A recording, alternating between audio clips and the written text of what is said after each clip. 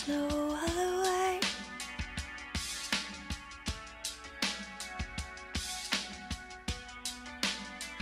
There is no other way.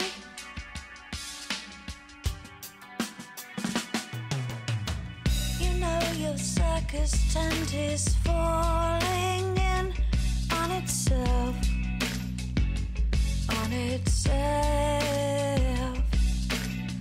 You took the money and a net of safety for yourself, for yourself. Yeah, there's no other way. We don't need you anymore. Strike it down and dig it up. Yeah, there's a better way.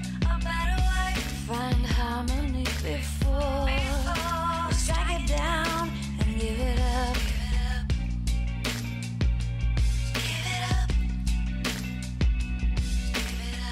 The dark night of your sin is closing in on itself, on itself. Your wicked wallet with this growing thin. Strike it down and dig it up.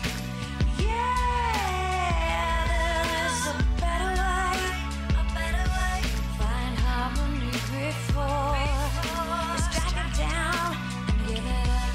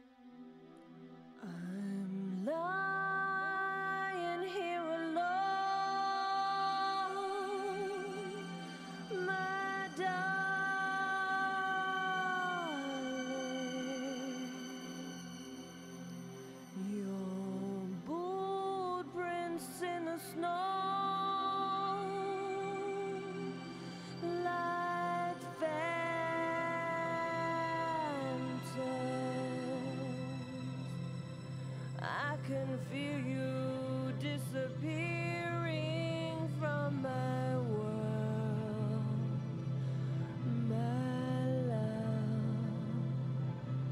Outside all the snow flies you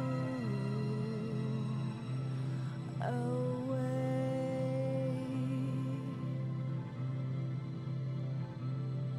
You glow like the moon when you're happy.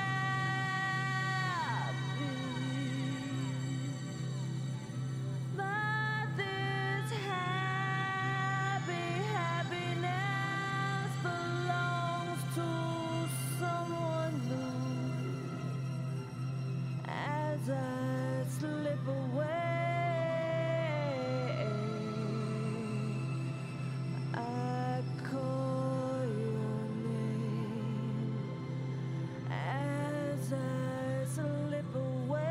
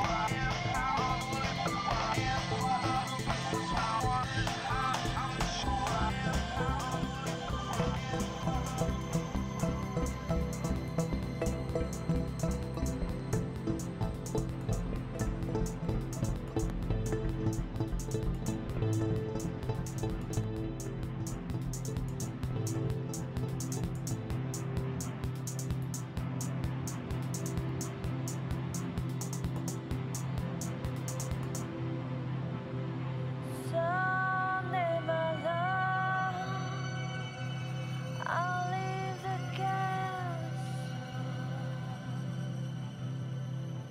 when you're sleeping and content.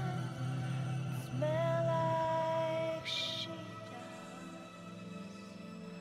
Light a match and slip away.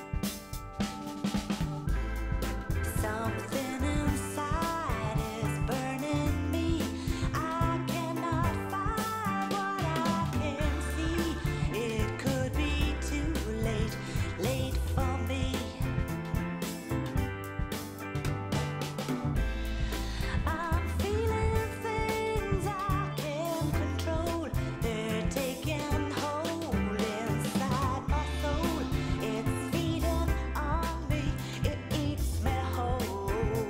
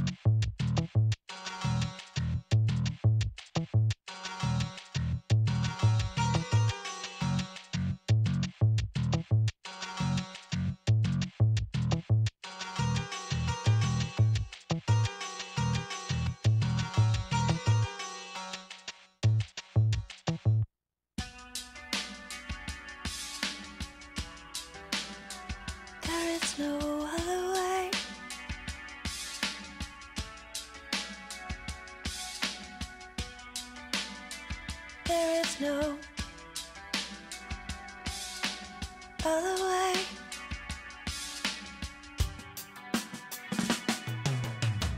You know your circus tent is falling in on itself,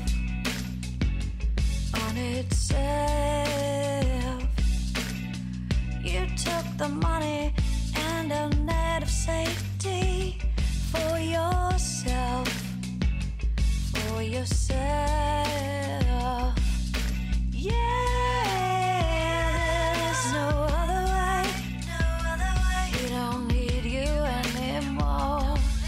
Strike it down and dig it up.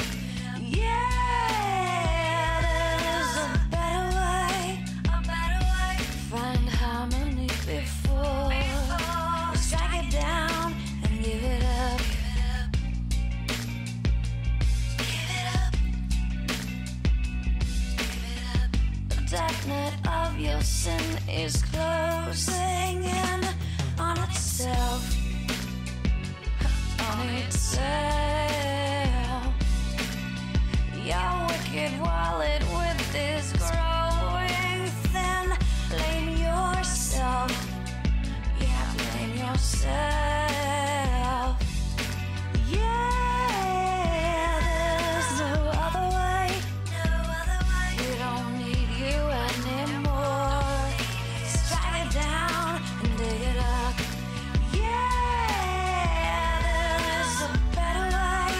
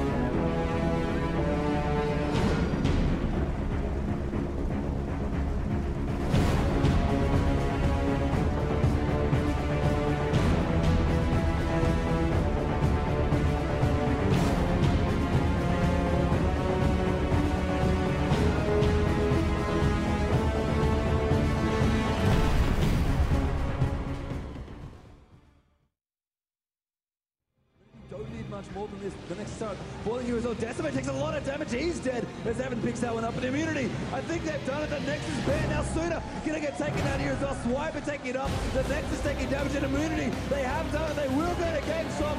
Good game, well played. This is just the beginning of Riot's esports presence in Australia, right? We're here to stay.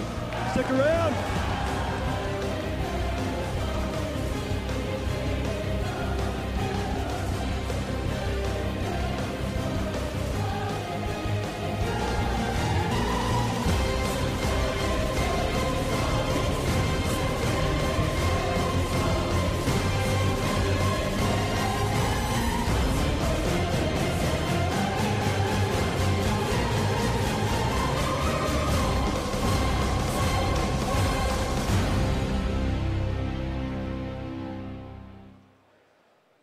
Welcome back to Supernova on the Gold Coast for the Autumn Regionals Grand Final. The teams that made it here today are Team Immunity and Team NV, who will be battling it out in a best of 5. Let's all welcome on the blue side, we have Team NV. Come on, guys. And on the red side, we have Team Immunity. All right, guys, enjoy the games, and we'll be back with Game 1 in just a second.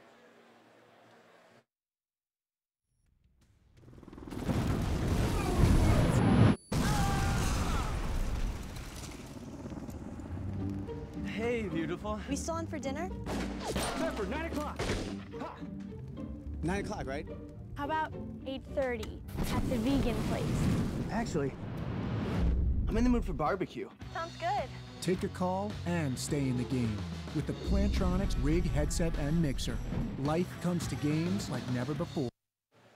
Welcome to the desk, everyone, and the grand finals are coming up soon, Atlas. It's going to be Team Immunity and Team NV, and of course they have fought a long way to get here as well throughout their qualifications, the round of 8, the semi-finals, and there's only one series left. We are definitely at the pointy end of the competition place, and it all comes down to a rematch of ACL Sydney last year, and it's so exciting to see these teams. Last time they met up, when I saw them at ACL Sydney, it was actually NV taking a game off Immunity, who seemed like the powerhouse that cannot be brought down here in Australia. Exactly. When we saw them back then as well, Immunity were well informed, like we're seeing them here today at Supernova. So perhaps this could be a closer series than people might be expecting. It really could be. And against Dignitas yesterday, we saw Immunity just on fire. They did not let up at all against Dignitas. And even in the round of 8, we didn't see them with that much ferocity. So I hope we see that again today. You know, that's the thing. When we saw Immunity in the round of 8, they were a bit more cool, calm, and collected. But here they are at Supernova, bringing everything to the table, not giving up anything at all. Especially in that early game, we saw Spooks destroying on Kha'Zix yesterday. I think he came out of the early game at about 12 minutes, 7-1-0 on Kha'Zix. Simply phenomenal. Yeah, it really was. And he had 100% of his team's kills as well, really snowballing that into the hands of Immunity. And it got to the point where afterwards, Radier picked up that slack. He'd been farming this whole time because all of the pressure was, of course, on NV. But anyway, we do have, of course, looking at those players, NV over just there that we just saw. Oh, man, it's going to be so exciting getting into these matches. Yeah, and on the right side as well, Delta Freeze and First Mate. Those guys played so hard to get here up against Avantgarde Ascension yesterday. Their Thresh, Draven was banned every game as well against First Mate, who ended up playing Jinx phenomenally as well. So you can really just see the talent coming out here today. You definitely can. And First Mate on Draven, actually, a lot of the players affectionately call him First Draven. Because they never want him to have that champion because he's so monstrously strong. Coming from that top lane, I've actually seen him play Draven in the top lane as well to great effect. And it's simply phenomenal to see a guy go through that lane swap and just come out on top. I can't remember a single competitive match where he wasn't at the top of his game. Yeah, there he is. He's really tall as well, up there with the Ubers, compared to Heaven's Curse, obviously, in the middle of your screen there as well. That guy played some fantastic mid lane as well. Oh, yeah. Really, really picking it up for his team. And as we know, Heaven's Curse known to carry the games for his team. And he's the one to look out for here on the side of NV because he often carries his team through not only with his play, but also morale and boosting up his team so that they can all get behind him and really take that to a victory. Yeah, it's exactly true. And I think it's the same with Radier, you know, from Immunity. This guy's the shot caller for him. And teams who go against Immunity, they really have a couple of mindsets to try and take games off Immunity. They say, hey, what if we destroy Radier enough in lane that he goes on tilt and can't shot call for his team? Or how about we prolong that laning phase so he's stuck there farming and can't call either. Yeah. But as we've been seeing over the past couple of games we've seen Immunity in, teams have actually gone for lane rotations, going for the 2v1 instead to shut down Swipers. So you can see the Speaking approach. of which, Swiper on your screen. Yeah, right there now. he is on the right side next to Spooks. And the approach against Immunity is starting to change here. And we'll see. Maybe we'll see games taken away from them. Yeah, it's true. And we were talking about Heaven's Curse in that mid lane. Swiffer there, having a bit of a giggle. They're so relaxed here, Immunity. They are so used to these offline events. They've been playing professionally for so long here in Oceania, and they're showing it right now. But we are into Champion Select bans coming through so quickly. Yeah, Lee Sin, Evelyn taken away from Spooks, and this guy demanding all of them. Zillion banned as Zillion well banned. against Rosie. Wow. They don't want to be giving that one over. They definitely don't. They thought that was difficult to deal with there in the bottom lane. Draven and Ziggs being taken away, as we were saying. First mate on that Draven. You cannot let him have that. He's so monstrously powerful. And Immunity having a bit of a think here. I'm not sure that they were expecting the Zillion, Evelyn, and Lee Sin bans. Yeah, they're thinking about this last ban a lot. They choose either to ban Morgana or Thresh. So they've gone with the Thresh. And here's the thing. With Zillion banned now, Envy can first pick that Morgana, and they don't have the counter pick of Zillion to come through here. So it's a great, but great Kha'Zix is ban still phase. available as well. So that one could come through. Lulu as Wow, well. okay. So 2 big picks here. So this leaves IM open with the Morgana if they want it, as well as that Kha'Zix. They're going to lock that one in straight away, and the Sivir. So wow, 2 strong champions already coming through for Immunity. Yeah, and we saw actually Radiant play that Sivir once in the round of 8 as well, and he played that to great effect, and that On the Hunt ultimate is just so powerful. And Kardred yesterday really showed us quite how powerful that was as well. So, I mean, Envy really have to think about these next 2 picks here. How are they going to deal with Spooks, who is potentially going to be snowballing like he was yesterday on Kha'Zix? Could be that Renekton, that's a pick away as well from Swiper. It's his most comfortable pick. But of course, that leaves Swiper open to take either a Trundle or a Shyvana, and we've seen him play Shyvana so much. And if they lock in this Renekton as well, you can't use that Trundle, use that Pillar in order to stop the Dragon's Descent coming into these team fights. So they're really giving away their top lane pick. I like it because Swiper is incredibly strong on that one, but it's going to be very difficult for them to pick correctly here because there are so many options here for Immunity. Okay, so again, you know, there are a lot of support options here. They're going with that Leona. It does get locked in. So could this be the Swiper Tryndamere? Oh, man. Plays this one on stream all the time, and it's his favorite solo queue champion. Yeah. He wrecks faces on that champion. Not sure whether it's really going to be the Immunity playstyle, but it definitely is the Swiper playstyle. Yeah, he just leads the charge. It says, Radia, I'll do the shot calling this game as he endlessly rages into those fights. But the next pick, I don't know they're going to go with that Tryndamere, honestly. I think they're going to swap it out. I believe Swiffer won't play this one either. They're just kind of toying with us. Yeah, he's having a bit of a giggle. You can see him on the screen there. I mean, I'm not sure whether we're going to be seeing an Ahri at this point. He has played a lot of it, but... There we go. Oh, there it is. And I love the Shyvana pickup because they know that the Renektons come through. They know that the Dragon's Descent isn't going to be able to be blocked unless there's a really good wild growth coming out of Lulu. So I like that pickup. Yeah. And picking the Sivir away from a Lulu team comp is also fantastic because having Sivir for that really hard engage with that On the Hunt, being able to get in there and choose the engages that you want. If you've got Wild Growth as well and the Whimsy to speed up, I mean, that's very, very difficult to deal with. Exactly. And, of course, that's why they haven't gone for that early Lucian pick that Radia really likes. I mean, it's his most played here at the round of 8 and the round of 4 that we saw yesterday. So going with that Sivir instead for that counter pick is strong. And, of course, it synergizes perfectly with Swiper's Shyvana, who is very comfortable with, and it's going to be a very strong pick as well against that Renekton. So it's also picking it away from Pekka Coco and Heavens because they played the Shyvana Orianna ball delivery system combination yesterday for their final win in their last game. So that was sort of their clutch thing to bring through. And this is very interesting. First mate hovering over that Lucian, wanting to pick that away from Radia get locked here. in. Oh, wait. Well, he can't pick it away from Radia, of course, because Sivir's already been locked in. But it's a little bit of a throwback because Radia is so incredibly strong on that champion. And Mattress is going with that Wukong as well. I was talking to Carbon last night, and he's actually not a fan of the Wukong pick anymore. He simply plays it because it's comfort. Rosie just toying with the fans here as well. Yeah, of course. Rosie loving the Teemo. But Annie, if that was to come in, that's going to be a really, really strong hard engaged bottom lane. But Zyra Rosie has lots as well. of options. This is the Rosie champion. Of course, Rosie, if we're going through the round of 8 here, has not played the same champion twice. Exactly. And Volibear support probably going to be the option here. I could imagine that wouldn't be a troll pick. No, not at all. Oh, man. Yeah, but that's the support. thing, you know, Rosie's played so many different supports here throughout the regionals that it's hard to pin what he's going for. So we'll wait and see. Morgana's obviously open to him as well. That Zilean was banned away from him, and that's just showing the depth of this guy's support champion pool because he plays Zilean. That's incredible. Yeah, it really is, and I love the Morgana pickup. Having that black shield to make Delta Freeze have to really think about his Zenith Blades. He can use it to get in, but he has to make sure that he gets that stun on the target that doesn't have the black shield there in the bottom lane, and it makes it very, very difficult, especially if Rosie's timing his black shields correctly. It'll make it so that Delta Freeze really has to be on his toes in order to work out who to stun. Yeah, that's really true there. And obviously, there's actually a lot of CC to be blocked here by that black shield. Oh, yeah. All of Leona's combo, as you said there. Lulu won't be able to polymorph as easily. She'll have to break that black shield with the Glitter Lance first. And of course, Pekka Coco going to have a hard time getting his stun down because he has almost no magic damage to try and break that black shield. Yeah, it's really true. And taking a look back and having a look at these team comps as well, I mean, Mattress and Heavens synergize so well with that Cyclone and Wild Growth for the double knock-up in a team fight. If they manage to get Immunity stacked up on top of each other, which is potentially what they might do considering the fact that they want to be getting in there, they're going to be using On the Hunt and stuff like that, but it's going to be difficult against the lineup of Immunity to get that real engage that they want. So they'll probably have to have the jungle really well warded, make sure they catch them in a choke, and really get those knockups working in their favor. And having that jungle ward is especially an issue here against Spooks because really he likes to be that aggressive jungler that, I guess, initiates the ganks and also sometimes counter ganks here. So we'll wait and see. But let's take a trip down memory lane back to PAX last year, the last regionals where Immunity won it. They had Heaven's Curse on their team, and he was playing Lulu against and he's playing it here Swiffer again. as So well. this is a reversal of these guys in the mid really lane. is. It's fantastic. Might have actually been against Orianna as well, but I'm not too sure about that one. What are we expecting for Heaven Curse's build here, though? Heaven's Curse, well, of course, you can't really predict anything. Like, the last time I've seen him build all sorts of different things. I think we're back into the this game. Let's do it. Game 1 coming up.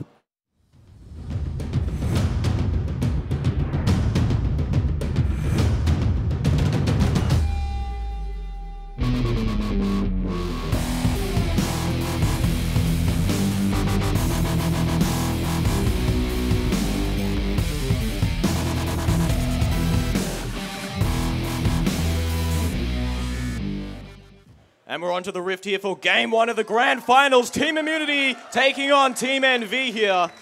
And this is going to be one big best-of-5 series, but we're opening it up with the 5-man defense. Yeah, the 5-man defense, they don't want to really give away too much here in the early game. They're going to take things slow because 5 games, that is potentially a long time and a lot of playing League of Legends. They need to take things slow, really make calculated decisions because if anything goes wrong, everything's on the line. This is the grand final, and this is the Autumn Regional. This is massive. Hey, guys. I think we're on camera now. Yeah, we are. So we might just go back to the game. That'd be lovely. Yeah, we've got to get back into that game. But There we look, go. we've got to have a look at us, while absolutely nothing is happening in the game itself.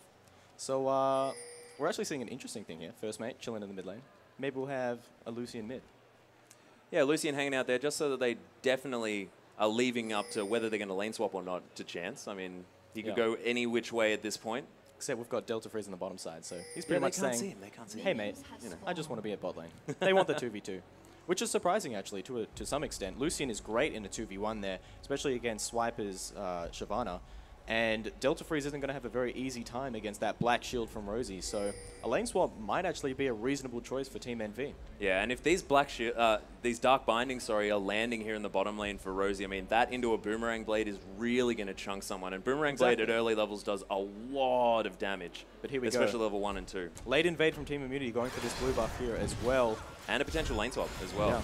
Shyvana Swiper checking out his blue buff too, so making sure that Immunity know where the enemy jungler is starting, and it's Mattress at his red, so great early game here from Team Immunity. Yeah, I really like this. And wow, this middle lane matchup as well. Orianna with Swiffer and Lulu as Heavens. Like, this is massive. These are the comfort champions that Oh man, Pekka Coco, just slicing past that snare. That was very close there. But this is that lane swap we were looking at. It is. And this is because Immunity really do not want to go against that Lucian-Leona combo. If that hard engage lands, plus Lucian outranges Sivir as well, so it's going to be really difficult for them. I really like the lane swap and Morgana's pick potential. I mean, if she does land that Dark Binding, it's going to be really hard for Pekka Coco to really stay in that lane, because if he gets chunked down, he could be dived onto that tower. Yeah, I do actually wonder why it's Immunity that started this swap here, though. I mean, I feel the Sivir Morgana combo was much stronger than Envy's, and Envy's is quite good in that 2v1 as well. But we'll wait and see if this one plays out how Immunity are hoping here, it's going to buy a little bit more time for Mattress as well in that jungle, as he'll get be able to leech a bit of that 2v1 experience once he goes down there, which he is now. But both maybe an junglers early having game. exactly the same idea here, and both top laners able to ward out their Tri-Brush just to try and avoid these dives, and Mattress coming in. I think Swiper's going to be able to get away from this one. Yeah, and Mattress, even if that was warded and he knew it, well, it was warded, but if he knew it is what I'm looking at here, he just wants Swiper to back off so he can get a lot of tower damage here. That's what they're going to get. They might even actually get it in this first wave. You saw them freeze for a little bit so they could build that creep wave up and push it all in at once. Delta Freeze definitely very good at freezing a wave. Yeah, I would imagine. Good at changing it too. Yeah. And they're going to keep pushing down this tower. So it will go down. Immunity doing the same in that top lane as well. So early towers is what we expect here. 3 minutes 50 for Team NV. Immunity only about half damage on that one just now, but they're proxying. Yeah, they're able to take away these creeps as well and getting that tower to eliminate those ones so that Renekton doesn't get to farm them. So making sure they zone him out so that he can't get the experience. I mean, it's a smart idea. Pekka Coco on 1 CS at this point. Yep. And still at level 1, so very, very difficult. That being said, really early Dragon coming out of NV. Yeah, going to be able to take it down, and that's the blue side advantage there. When your 2v1 is down there, you can take out that Dragon much more easily. Heaven's coming over as well just to give him a little bit of a hand. We have to remember as well, though, that Dragon doesn't give you as much gold at the really, really early levels of this game, so not going to be as much of an advantage as you'd expect, and especially with Immunity pushing this inner turret as well, which doesn't have the added defense. Pekka Coco's being caught! This could be first blood, and it is! It goes to Radia!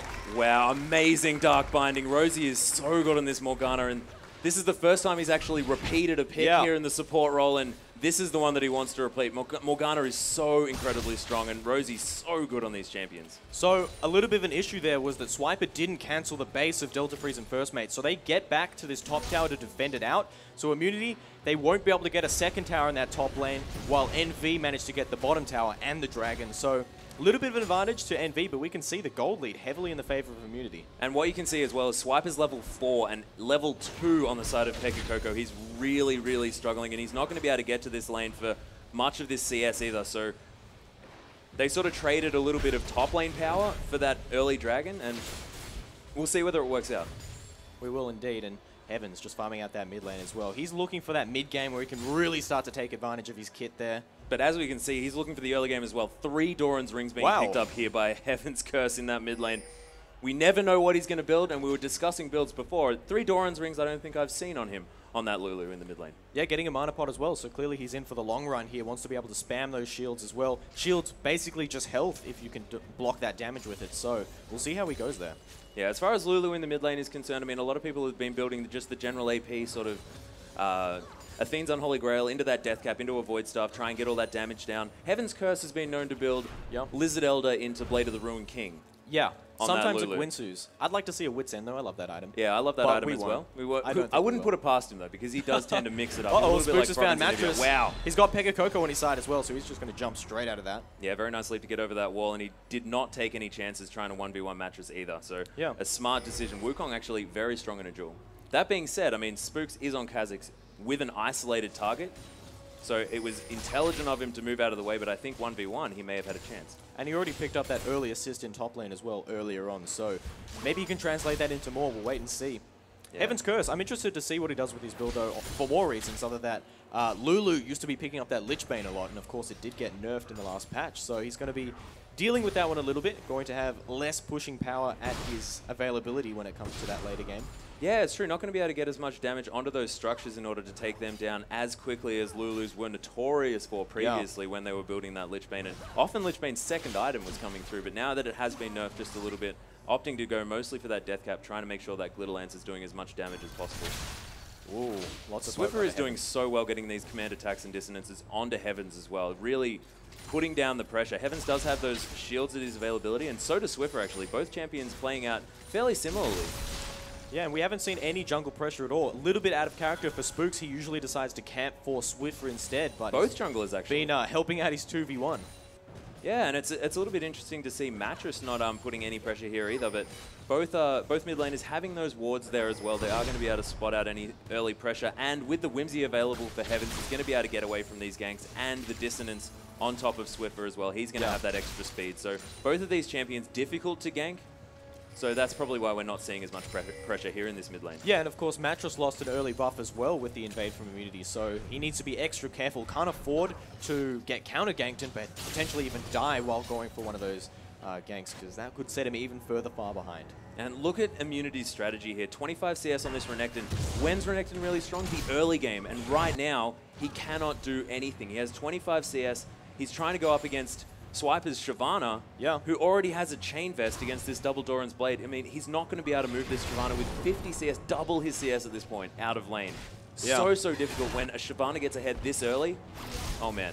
And a bit unfortunately there for the exotic bird, Pekka Coco. Also has to deliver the unfortunate message that blue buff was stolen. Spooks coming on point to get that one just as it respawns there, so Mattress won't even get a second blue. Spooks, half health, actually camping around mid. Mattress is going to stealth in here.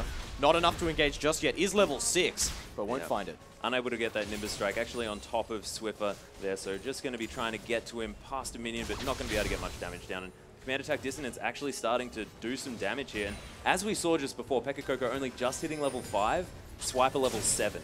Yeah, and this is a big deal. Swiper also way ahead in that CS, and they've given him his most favorite top pick there. Well, maybe not his favorite. He loves Tryndamere, but... And Renekton as well, but he's so strong on this and it's his most played. Mattress is in a little bit of trouble here. Has to run. Swiper is following. Forces the flash. Wow. Oh, bit trigger happy on Swiper, but it's no problem for him at all. He'll walk back to lane. Yes.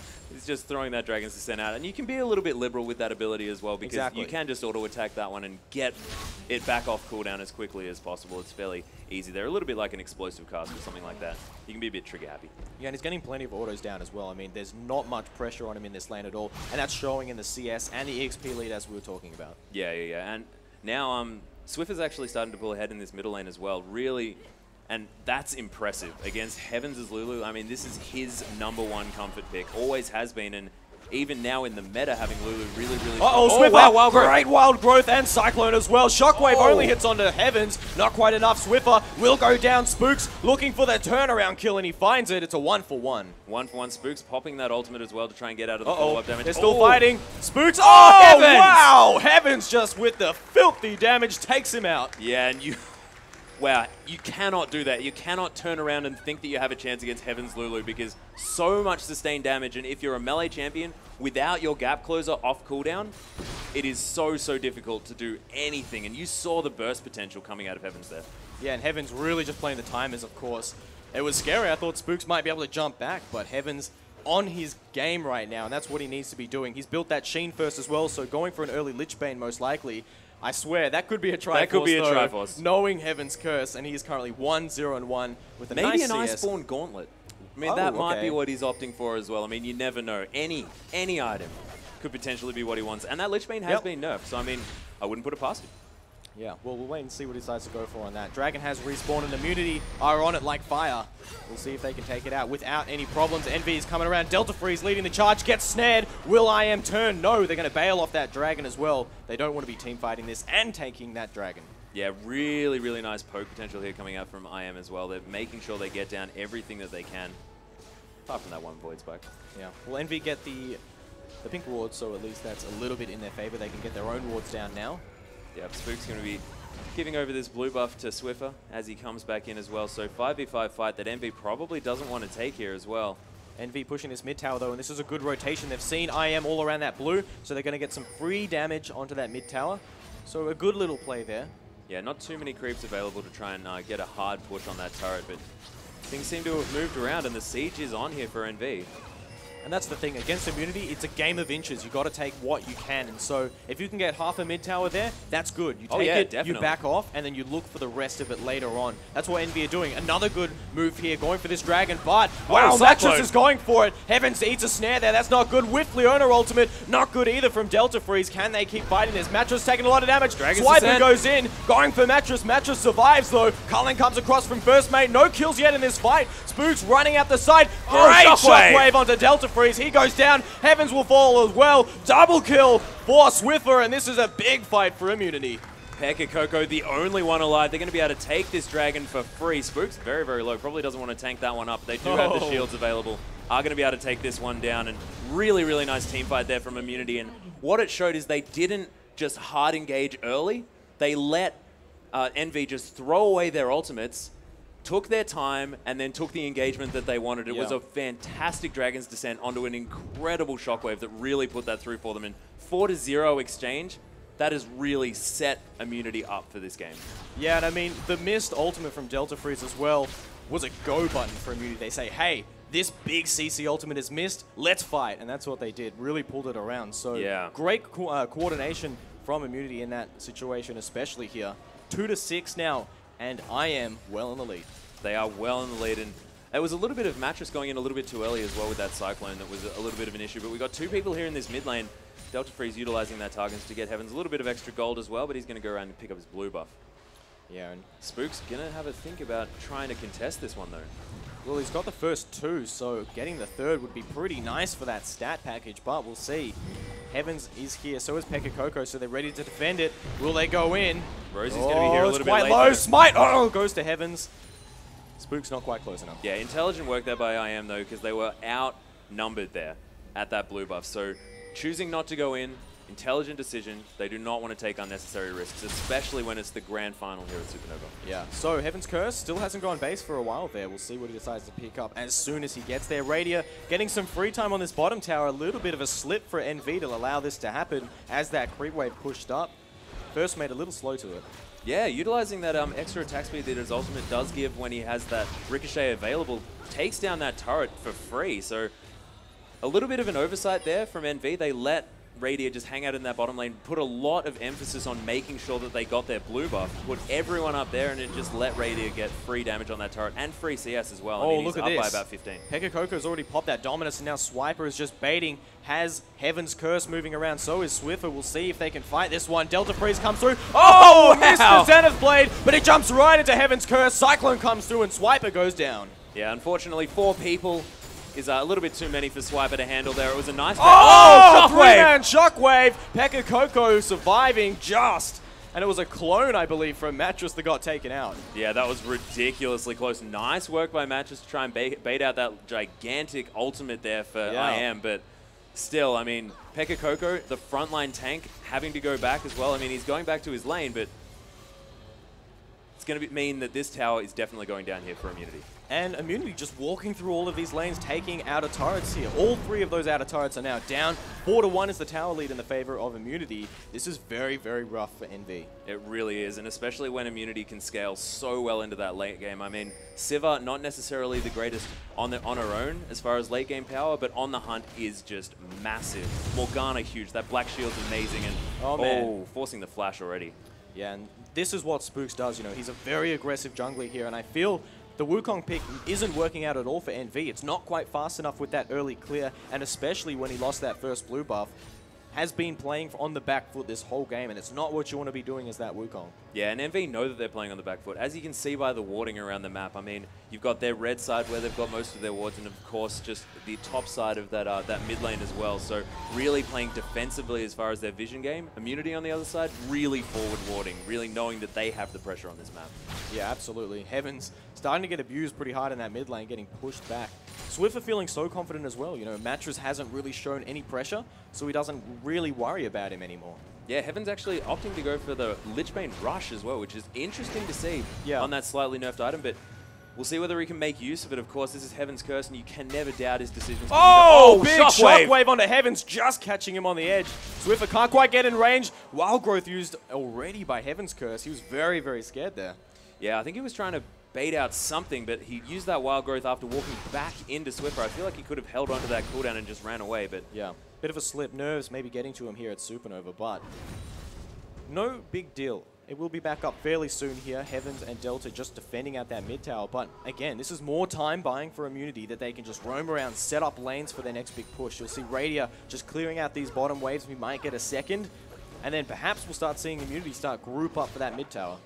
Yeah, we might possibly as well. And another thing we've got to talk about this mid lane as well, 40 CS in the lead approximately for Swiffer as well. 3-1 and 2. He's having a massive game on that Orianna. And you know, because those shockwaves are so gigantic in the later game, if an Orianna does get ahead, this is really, really dangerous for Team NV. And they have so much scaling potential Immunity. I mean, we're seeing Spooks here not taking all the kills like they did in that last game against Dignitas. He's sort of assisting his team. He's died once before. Assists have been really important. That was a bit silly by Mattress. Puts a ward down on top of that pink with a Shyvana who can two-shot it. So yeah, unfortunate. A little bit of a misplay there from Mattress, wasting his trinket, but that's all right. Oh, and that command attack dissonance starting to do some damage. Rabadon's Death Cap going to be coming through really soon here for Swiffer. Wanting to build that one up first. I mean, a lot of Oriannas like to build that Zhonya's early on, but we just want maximum damage coming out from Swiffer. That's what he's decided. And Swiffer being just notorious for being that aggressive player, and it fits so well with Immunity's playstyle just because they always want to be in control of these games, always making the moves on this map. Yeah, and that's pretty much what they've been doing here, just roaming around the map. And as you said, back in their semifinals match, they create a line of pressure and they just slowly creep it up. And those wards are a great indication of that. You can see how many red wards they've now got around that red buff. I think I meant to say green wards, but they are the red team, so they look red. But Dragon has spawning, or is spawning, in 2 seconds. And Immunity, no problems, are going to take this one. Although Mattress is there, so he might be trying to be a hero here and jumping in for a steal.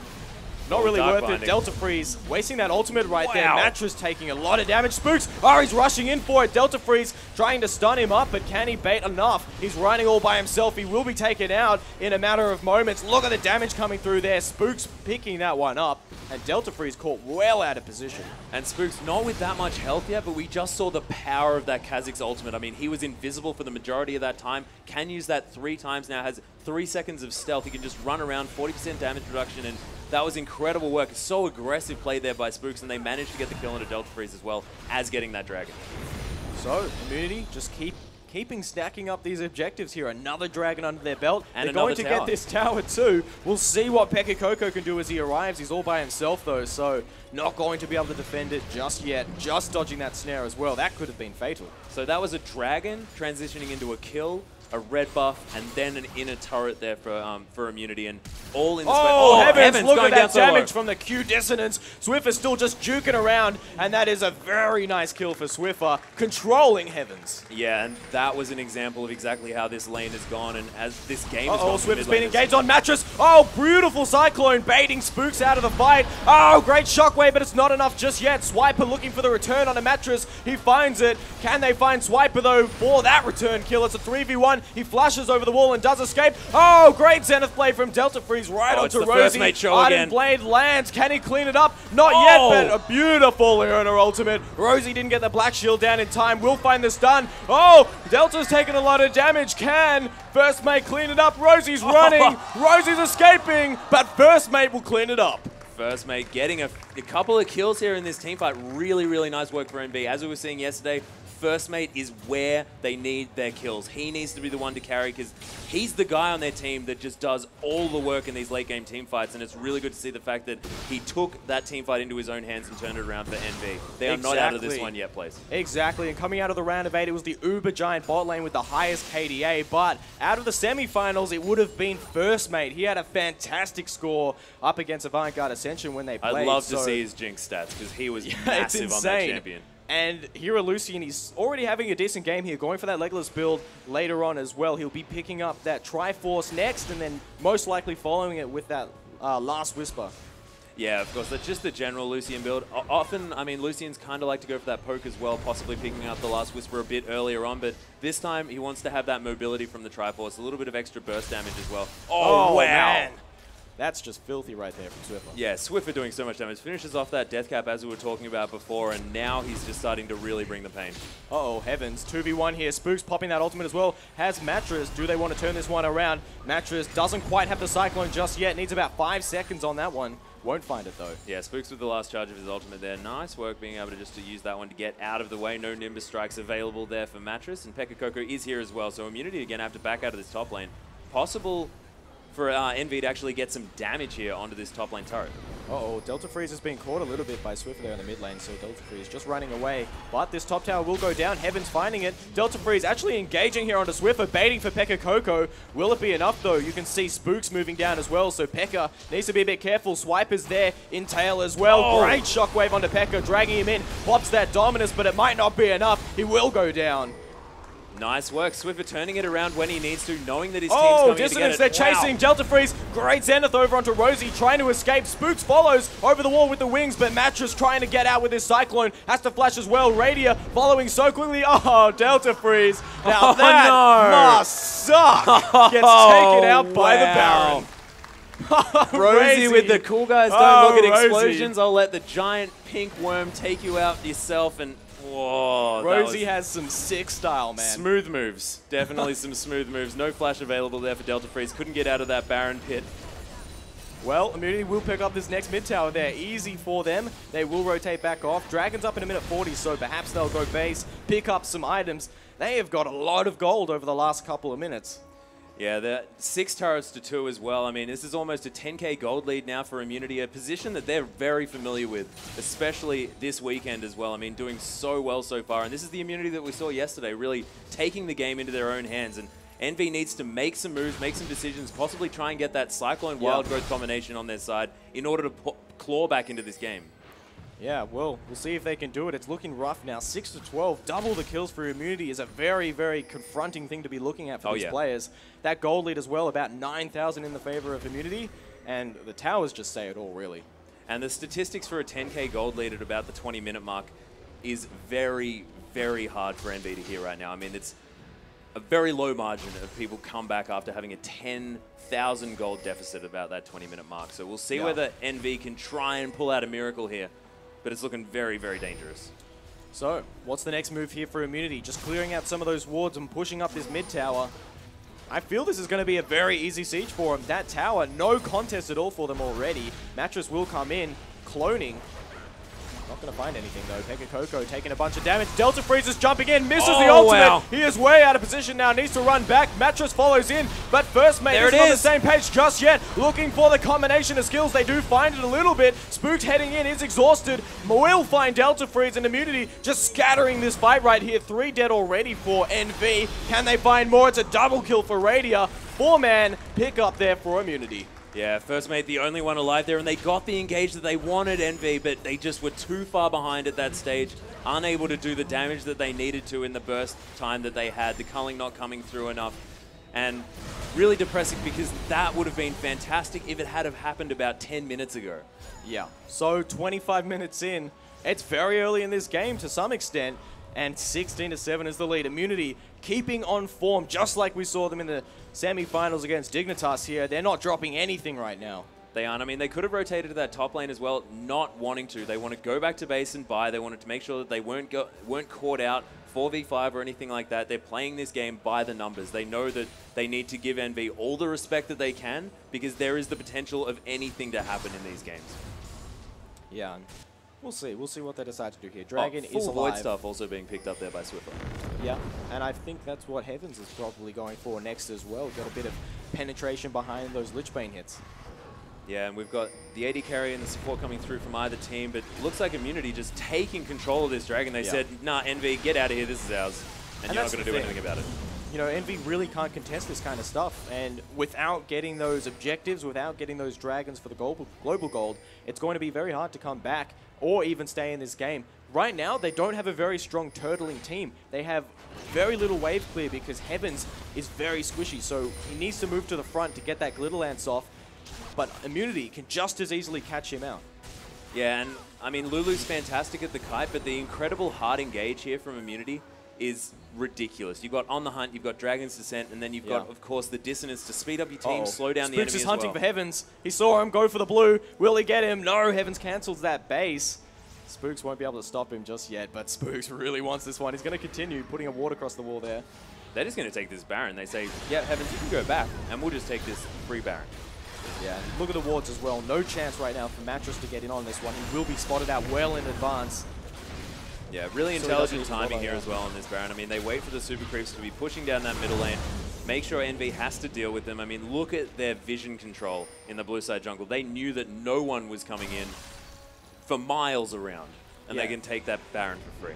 27-minute Baron, very, very, I guess, expected given the lead that Immunity have managed to build here. 50,000 gold to 35,000 is insane here for Immunity.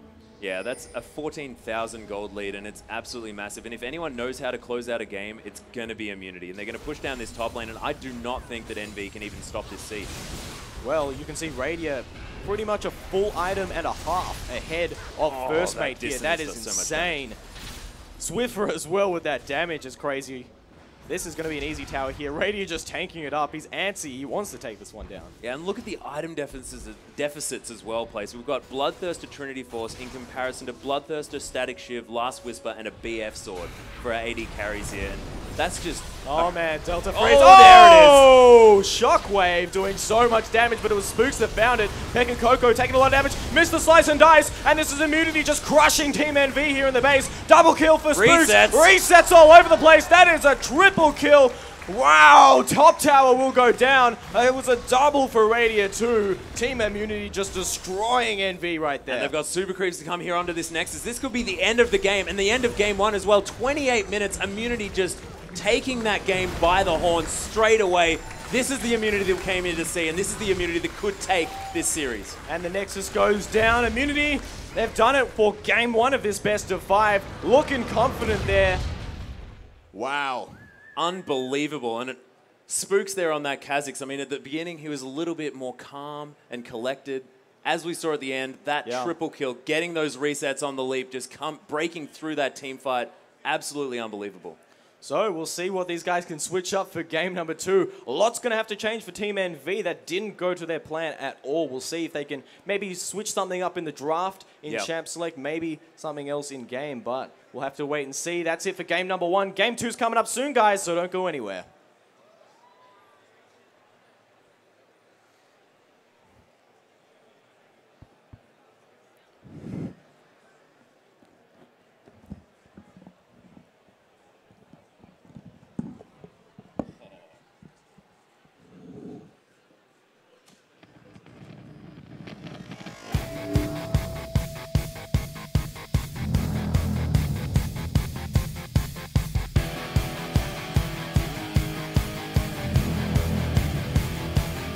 She's such a misfit, always ready to brawl. It's like her business, roughing up your friends is the law. There is no difference if you believe you're strong. She's a bulldozer, making sure you're flat on the ground. She's like a boomerang that never gives up. She flies in circles so she hits you and you're bowed in the dust. So just remember this, when she's chasing you down, face first, you'll be thrown into the proving ground. She'll knock you out.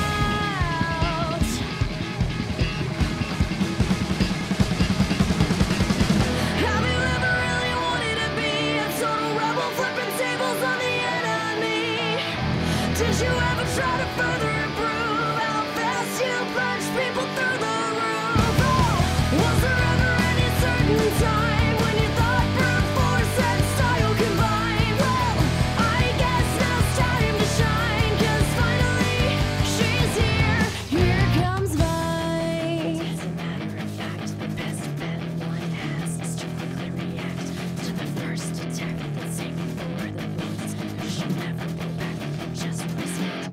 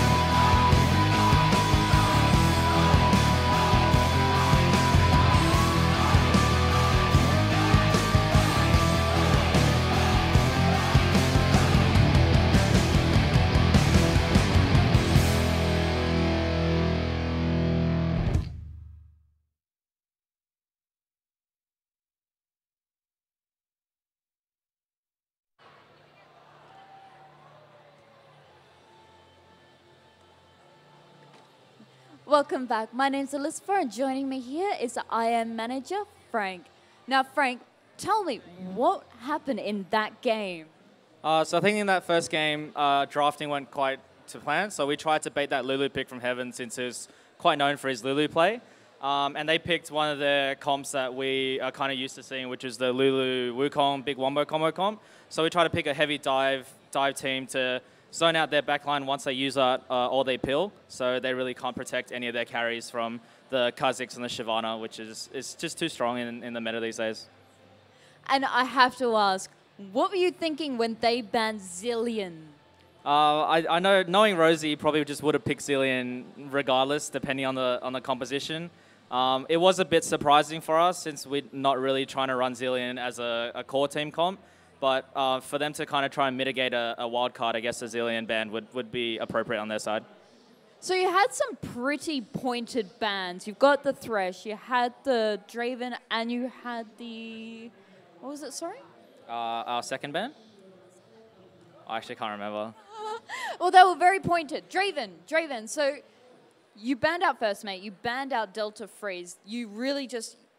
You didn't want to lean against that? What was happening there? I think watching yesterday's games, First Mate's obviously quite a very experienced player, and his Draven is known as one of the better Dravens in OC. We just wanted to mitigate that risk by taking that Draven out of his hands and putting him on another champion that he's decent at, but he's not quite as comfortable as like that Draven. And similar to Delta Freeze, like Radiant calls him Delta Thresh because of how often he plays Thresh in solo queue, and his Thresh is one of his strongest champions, so we just wanted to take that away from them. No, that's excellent. All right, well, we got Game 2 coming up very soon. Thank you so much for joining me. We'll hope you guys enjoy the next game.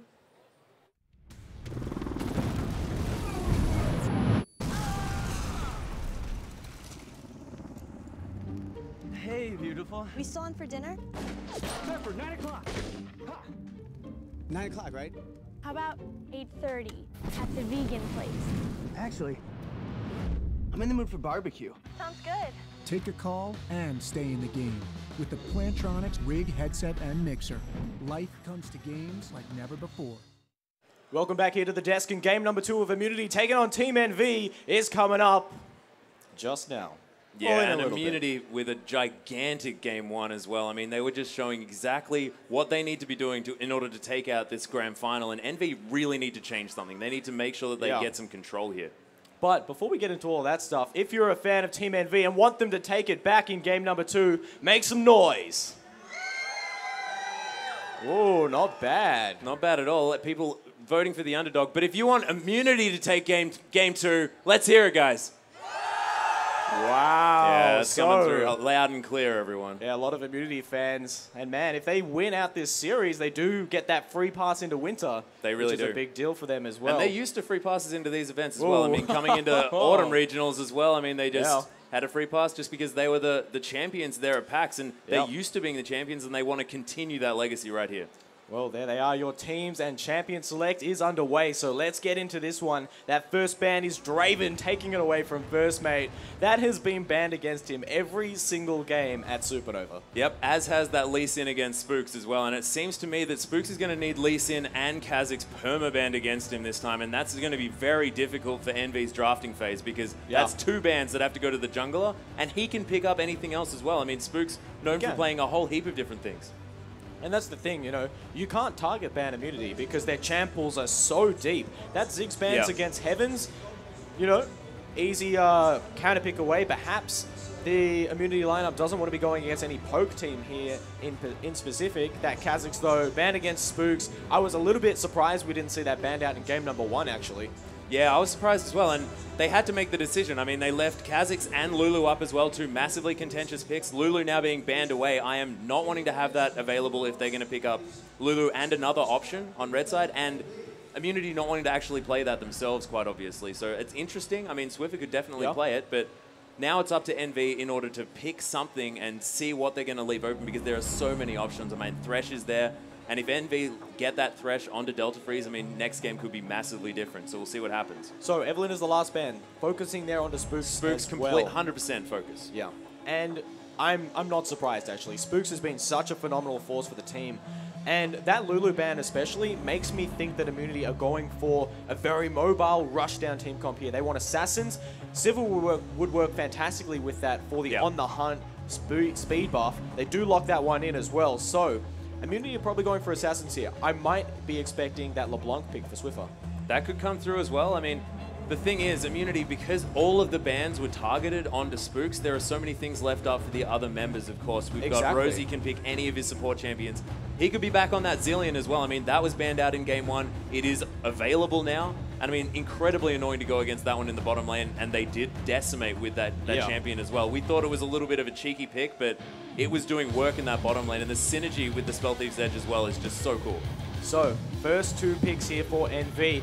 Delta Freeze might get his Thresh, and he just loves this pick. It's his favorite champ and his most comfortable one as well, so it's no surprise that he would want that here at a grand final. Yeah, no surprise at all. Delta Thresh coming through there as well, and Mattress picking up the Elise. So every champion that Spooks has played so far in the round of 8 and now here at Supernova has been picked or banned. So we'll have to see Spooks on a completely different hero. We'll see what he can do.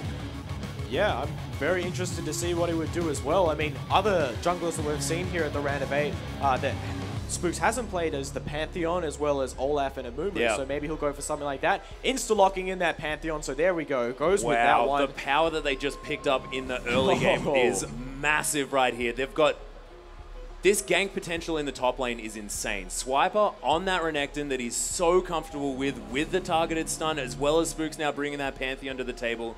Just meaning that they almost guarantee a kill in that top lane, unless Pekka Coco is playing so far back. Yeah, this is going to be very tough here. We'll wait and see what happens, though. Shyvana, of course, is open here. Pekka Coco wants to pick that one up. Trundle is available as well, and Trundle is a decent pickup against that Renekton because it scales so well into that late game, and you can steal those tanky stats away with that Subjugate as well. So, a couple of options for Pekka Coco. Yeah, you can bring that through. I mean, and you can also utilize having that that pillar as well, in mitigating ganks with that really well-placed pillar that can stop 2 players from coming at you. I mean, that's massive. First mate on that Jinx, and this was what he was so powerful on before as well, and I really like both of these pickups, and Envy going for a really strong lineup. The thing that I'm really worried about... Oh, there it is! Insta-lock! And that's a Gragas mid lane as well. Oh my goodness, Swiffer picking up that Gragas. A little bit of a throwback there. I mean, he's been playing in this middle lane for a long time, and he's played that Gragas to death. I mean, he's played a lot of that champion, so really cool to see that, and Rosie back on that Zilean. That's what we were talking about. So the reasoning behind the Zilean pick for support is the slow. Early game, it's a very powerful slow. 50% for 3 seconds is insane. And when it was picked in their semifinals match, they were against a Morgana, so it was even more effective in the sense that if you block or if you dodge her snare, you don't really have to worry about any other CC, so you're free to move forward and engage a fight. It will be a little bit different this game though. Rosie is up against Delta Freeze's Thresh, so there's a little bit more of a CC threat there, and it'll be interesting to see how they play around with this one. Last pick though for Heaven's Curse, couple options available. The Syndra could be one. And Syndra, they're just trying to go for the pick potential here. They've got the Death Sentence to come through. They've got, of course, Elise, amazing for the pick comps. And oh my goodness, it's Zyra in the mid lane. My personal favorite champion in that role. Wow, what a throwback to her release. That's incredible, yes. And she's had some changes recently as well. Because she was so powerful in that support role, they nerfed some of her base damages and raised her ratios as well. So actually a little bit stronger in that mid lane once you do have some AP there. And Zyra is just a monster. Those plants do a lot of damage, and they also proc on hit effects as well. So if you build a Rylaze, they're gonna, both of the plants are gonna slow, both versions of it. And also it procs Leandri's Torment as well if you happen to build up that item. So a lot of utility to be brought to the table here with this Zyra mid pickup. So the Zilean pick as well is going to be very effective against First Mate in the sense that we saw in the semifinals, First Mate was cleanup crew for Team NV, getting those get exciteds on Jinx to move through those fights and just clean it all up. And Zilean really stops that. You put down the Chrono Shift, I believe it's called, the ultimate down on someone to revive them, and it just completely stops that. It's also fantastic against a Kha'Zix as well, so he to avoid him getting a reset, perhaps even a Katarina. So anyone that has that mechanic, Zilean is going to be great at shutting down. Yeah, it really is. And I like the Zyra pick as well for on the side of NV. I mean, we've been talking about Immunity, and Immunity's lineup is incredibly strong, but I want to go back to this Zyra pick as well because it actually suits the pick comp potential, the death sentence into the cocoon, and then you've got the grasping roots to come through as well, coming out of Heaven's Curse, and that can go through any champion that it hits as well. It's not a line skill shot that's going to be stopped by one. It can snare as many people as are in that line, and it can spawn plants that slow as well. You have so much zone control with that Zyra. So if they catch people in the jungle, kind of like their last team comp as well, it's going to be very, very dangerous because that Stranglethorns does so much damage on an AP Zyra. Well, we'll have to see how it goes for him. Game number 2 is coming up now between IM and Team NV. Let's get into it.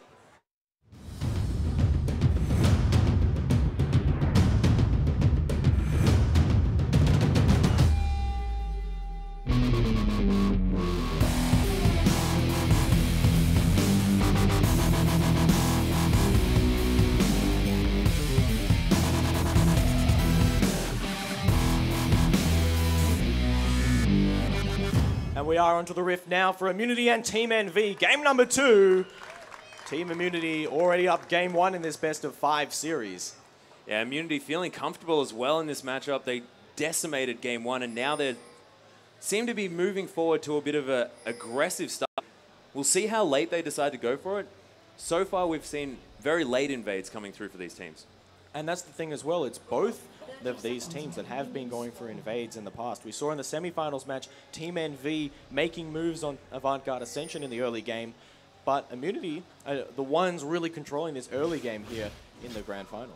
Yeah, and as we were talking about Zyra mid as well, I mean, for these early invades, if you get a Grasping Roots coming through, it can instantly stop that pick potential of an invade in its tracks if it's landed correctly. So we'll see whether Heavens can be available there. Has gone for the Doran's Ring start, and hasn't leveled an ability yet. So he can pick that one up if he wants to. Of course, he probably wants to start with the Q for the early harass level 1.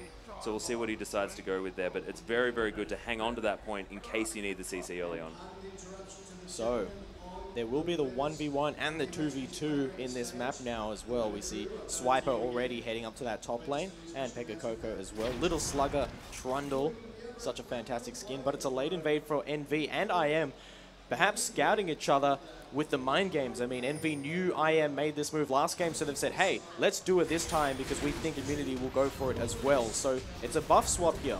Yeah, Pekka Coco actually teleporting down to that bottom lane as well. They're trying to lane swap this one out as well. Okay. So this time, NV going for the lane swap instead of Immunity. It seems to be the red side maneuver is to try and get that lane swap happening, and these bottom lanes do not want to meet each other, apparently. Yeah, well, we'll see how it goes for him here. Obviously, Radiant going to be very quick at pushing that lane as Sivir. Jinx, though, very quick at pushing the tower with the chain gun. Yeah, and Rosie with these bombs as well has so much zoning potential on Pekka Coco. I mean, if Pekka Coco walks far enough in, I mean, he does have that Spell Thief's Edge as well. A little bit of AP now on that Rosie, so looks like Radiant's just going to be last hitting all these creeps, trying to build up a large creep wave, and we'll probably see after Spooks picks up his red buff, he'll come into this bottom lane, and if Pekka Coco isn't careful, he might get dived, because as we know, Spooks can block that turret attack, and he can also stun so early on as this Pantheon. Yeah, and we'll see what he decides to do there. He's roaming down to this bottom lane right now, but might just turn around and go for those double golems, start farming up. Looks like he wants to go for a gank here, but Pekka Coco is pretty safe under that tower. Yeah, and at the moment, Swiper has infinitely more CS than Pekka Coco, percentage-wise.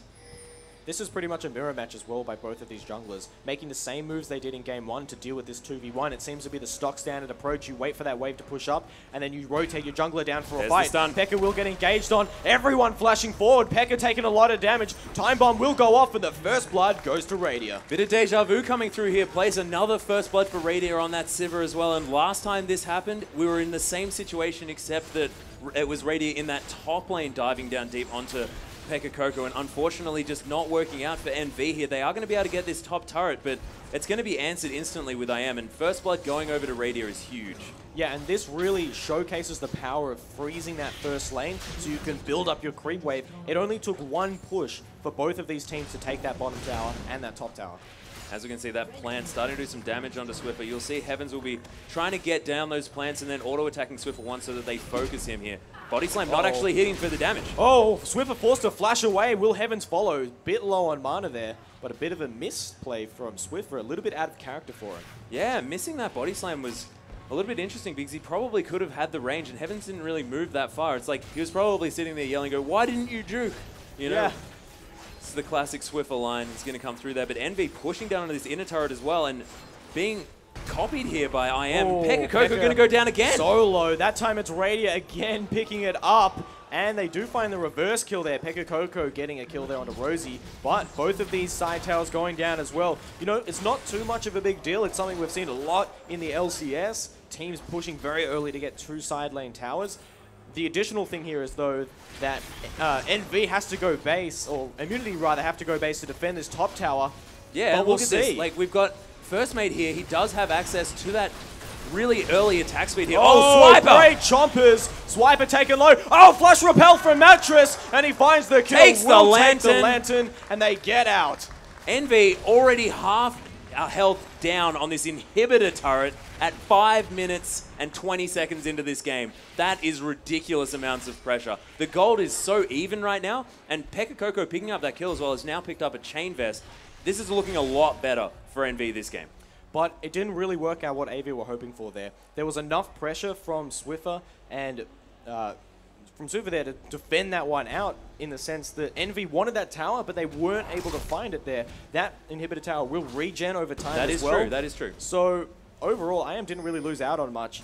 IM now rotating around for this dragon as well, and if they can get that, then they'll be pretty comfortable in this game. Yeah, NV all sort of back at base at this point. Heavens has picked up that Chalice of Harmony, so going to have a little bit of extra magic resist. Has an extra Doran's Ring to that of Swiffer as well, and picking up those boots. So getting that kill there was definitely huge, and we missed out on that one. Has opted for that barrier.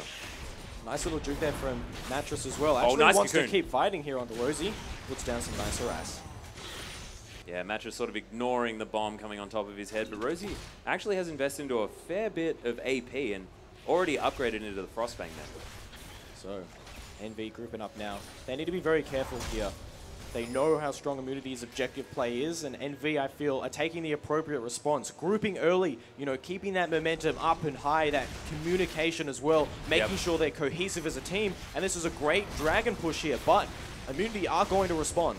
Yeah, it's the classic trade as well here. Dragon for top lane. Mattress taking a lot of damage from that boomerang. Oh, nice Walk death on to sentence. Swiffer, he wants to follow. Delta Freeze just making sure Swiffer's out. Oh, barrels come in. He Oh, doesn't quite find it. Oh, they killed Mattress, and he stole it. Swiffer, what a legend in this fight. Pekka Koko will go down to the Ignite as well. No, not quite. First Mate in trouble, though. Swiffer looking for the engage, won't find it. What a dragon fight. Yeah, Heaven's getting the follow-up kill onto Spooks there, but Swiffer, man, that is the MVP move right there. Gets the explosive cask, takes down Mattress, and then takes down the dragon with a body slam when the smite is out of the picture. Incredible plays there, and they're possibly going to turn this into a mid lane turret as well. Wow, that's just devastating for NV to have to go through that experience right there. They're going to lose mid tower as well, potentially, or they might just fight. Swiffer dodging out of that cocoon nicely.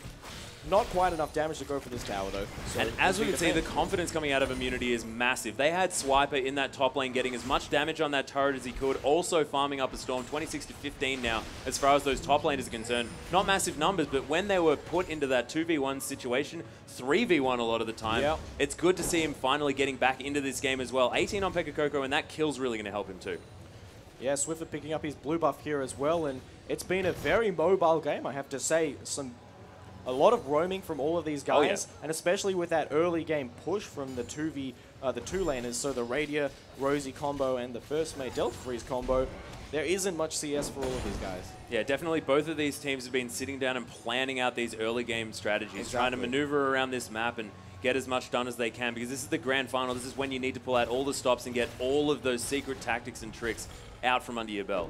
So this was one of the common approaches that teams adopt, trying to take out Team Immunity. It was Envy that started the lane swap, and the idea is you shut down Swiper so he can't rotate down from that top lane while roaming to go for those ganks. This is what we were talking about as well. His rotational ability is fantastic, Swiper, so you're exactly right on that front.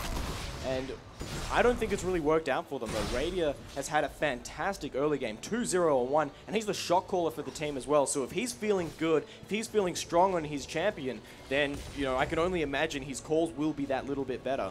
Yeah, as we can see as well, 2-0-0 on Heaven's Curse, though. He's having a much better game this time around. And on that Zyra, you have so much AoE damage Oh, there's the explosive cast. First mate. Oh, the body no. slam misses though. Hook will land from Delta Freeze. He follows it. Swift has been turned on. Will flash away. Does get out, but I think they want to follow. Flash from Delta Freeze lands a nice flay as well, but they just can't find the damage. Swiffer gets out. First mate gone for the field goal. Whoa, in the background, Spooks finds the kill there on a Pekka Coco, but that was some crazy stuff there on a Swiffer. NV might get a tower from it.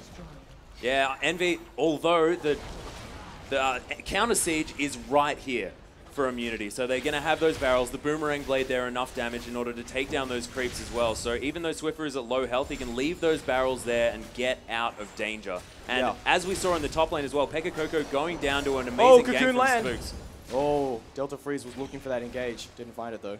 And as we can see, they're still pushing there in the top lane as well. Spooks and Swiper doing a lot of damage. Look at the health of that turret. Yeah, very low already. Spooks has had some great ganks this game as well. Saw him take out Pekka Coco in the background in that last fight, which was big for Immunity. Yeah, he managed to pick up that kill in the top lane, and they took down the top lane turret as well. So Immunity taking some sneaky objectives off the back of these engagements by NV, and the Strangle Thoughts and Grasping Root combination missing onto Swiffer, even though he did miss his body slam and failed to actually lock down First Mate, taking that Lantern out to safety as well. But then not managing to turn it around really meant that they could not defend that top lane at all. So let's talk about Pekka Coco here. A little bit behind in terms of gold here because of that 2v1 at 10 minutes, almost 11. He only has 36 CS, 2.8k to him. And you look at some of those solo laners, almost at that 4,000 mark. You can see how far behind he is. So what, in terms of items, is he going to be looking for this game? Well, he's probably going to finish off that Sunfire Cape and then go into either magic resist item or possibly building up that Blade of the Ruined King, which we see coming out of so many Trundles these days. They utilize the fact that Swipe is going to be getting really, really tanky on that Renekton, and they want to steal away those tanky stacks using that Subjugate ultimate in order to get those stats onto himself for the duration. So we'll see whether he goes for that one. I really, really like, of course, look at the speed from Swiffer just coming straight out there. Nice flash from Heavens, keeping himself alive. Very, very close call for him. Yeah, flashing into the perfect position so that he sails away on away. the arms of the explosive cast. Oh man, Cocoon going to land on the Spooks. He's going to eat a bit of CC there, but not too much to cry home about. Mid tower doesn't go down quite yet. Yeah, Delta Thresh just missing that death sentence, which would have definitely been aptly named at that point. Yep. So I'm a little bit interested to see what Pekka Coco decides to go for in terms of magic resist items, as you mentioned. Yeah. Banshee's Veil and Spirit Visage are his options. And the Banshee's Veil commonly seen as the better pick there, but of course Trundle has a lot of self-healing with his passives, so and Subjugate as well. I really like the Spirit Visage, and he likes having a bit of cooldown reduction as well, so he can get those pillars and that CC. Oh, Spooks! Oh, Spooks in big trouble! Man, that was nice from Mattress as well. He sent out the spider and it missed him, so he popped into that spider form and queued onto Spooks to bring that big spider back. It was great. Very, very nice work, and Spooks was in no man's land at that point. Having that Time Warp in order to speed him up as well on the side of Rosie is really, really working out here for Immunity. That Zilean pick has actually been fantastic for them. But, you know, Swiper's still pushing this top lane, and Pekka Coco doesn't really have an answer. Of course, Swiper has Ignite as well, so Pekka needs to be a little bit more nervous of that one too. With that Teleport Summoner spell, you are going to be on a little bit of a back foot when it comes to the 1v1. Yeah, and as we can see, we've got a Chain Vest in comparison to a fully completed Sunfire Cape here. Yeah. Swiper has just bought that item, and as we saw, he just went back to base. We can see that Dragon is coming up right now, this instant, and he's almost there. We know Swiper for being impeccable at making these rotations at the right times, and this is no different. So we'll see what NV can do about this one. I am already posturing to take this one out, but they are a bit split. They're looking for a collapse. They're waiting for Team NV to move in towards that Dragon. Oh, so there's the explosive cast. Great ultimate from Swiffer. Heavens is going to get bursted down. Swiper finds that kills. Delta Freeze with a great hook on a Swiffer. Swiffer will go down, and it's a double kill for Swiper in this one. 2 members dead for NV. Immunity all healthy here as they chase down Pekka Coco. Mattress comes in as well, gets obliterated. Oh my goodness. And it's a 4-man pickup for Team NV. And this is so reminiscent of... Oh, Super Mega Death Rocket almost getting some damage. Going for that snipe from downtown. Won't find it though. Dragon will go down. And Immunity just laying down the law here in this game. 4-3 is the tower score. 8-4 is the kill score. And Immunity with a big gold lead. Yeah, 5,000 gold here at 14 minutes into this game, and Immunity's teamfight control has been impeccable this game. Rosie also having that ultimate, so we saw IM's health bars going down low. What you have to realize is that Rosie's waiting, looking at those health bars, making sure that he can get his Chrono Shift ultimate onto one of them and bring them straight back to life. So just realize that there are 6 members, really, on Team Immunity, which is terrifying for MV to deal with, because they didn't take down anyone there, and it's a 4 for none exchange. Yeah, and when we looked at First Mate yesterday back in the semifinals and how he was cleaning up fights with the passive of Jinx running through the fray of things to get those kills, Rosie can do that as well for Radier here. Radier's already fast with his ultimate, and Rosie can speed him up even more here. That was actually how Swiffer engaged that with the Zilean speed buff, so you can see just how strong the Zilean support really is. Yeah, it's ridiculous, and First Mate unable to get excited, and I think that that has a double meaning at this stage, because this game not going so well for Team NV. They are going to manage to possibly get some damage onto this mid turret, though. That is definitely a consolation prize here. Oh, here's the Grand Skyfall. We'll see if they can do it. Spooks will be coming in. No, it actually got cancelled there. So, won't be dropping in. Yeah, not opting for that one. No support package there for NV. No. Medicine not on its way. That being said, the casualties of all the creeps in the mid lane gonna really be enough in order to deter NV from really going at it again. But we'll see. Radier's moving up here and Swiper's moving down. We'll see whether there is possibly another 5-on-5 engage. Well, a little bit interesting that Swiper put down that pink, but here's the fight. Heavens has been caught out, taking so much damage, and Mattress is in the front as well. Radier moving around the side, looking for the kills. He's already found one. No, he hasn't. Delta Freeze looks for the hook there. Radier still doing the damage here to Pekka Coco. Pekka will go down as well, and man, Immunity are just steamrolling these fights. First Mate on the run as well. Can Swiper catch him? Slice, did he get the reset? No, he can't dice forward again. Oh, there's the Q. That was, oh man, that damage. Yeah, the full rage Q enough to take down First Mate, and First Mate has fallen behind a little bit here. No defensive stats at all. Delta Freeze, goodbye. Oh, goodness Swiper me. picks it up. Yeah, and the Immunity train is wrecking people out of the station here today, and they are so on form. I really did enjoy the Grand Skyfall coming in for Spooks straight on top of the knock-up from Stranglethorns. It was like Heavens was saying, no, back up you go. No, I don't want this at all. Back up to Heaven. Yeah, but using that Hex Drinker shield in order to stay alive through that as well. So Spook's really confident on this Pantheon, and we were seeing like what they wanted to do was ban him out, but Swiffer doesn't quite have ulti there, so he can't keep engaging onto Heavens. He's just juking around right now, playing dance with them. Oh, ulti finally comes off cooldown. That's what he was waiting for. Nice! Oh! Heavens with the flash manages to get out. Almost outplays there it is! That's it from base. That was huge. From downtown, First Mate taking that kill with the Super Mega Death Rock, and they're going to be able to take a turret off this as well. And that's what we like to see from First Mate, picking up his first kill of the game there as well. 1, 1, and 2. Yeah, 1, 1, and 2. Picking up a kill, that's nothing to scoff at as well. We've seen First Mate, he was struggling a little bit in Game 3 in the early game against AV, but on that Jinx, he's so good at coming back in these team fights and picking up a lot of these kills. Does have almost that Bloodthirster completed, and he's not down behind that far as items are concerned. It's only a Zeal and the completed Bloodthirster on the side here of Radier. It could be much worse for them. We'll see whether he can pick up some items, but Boomerang Blade almost stopping the back. Interesting choice of maneuvers by Radier.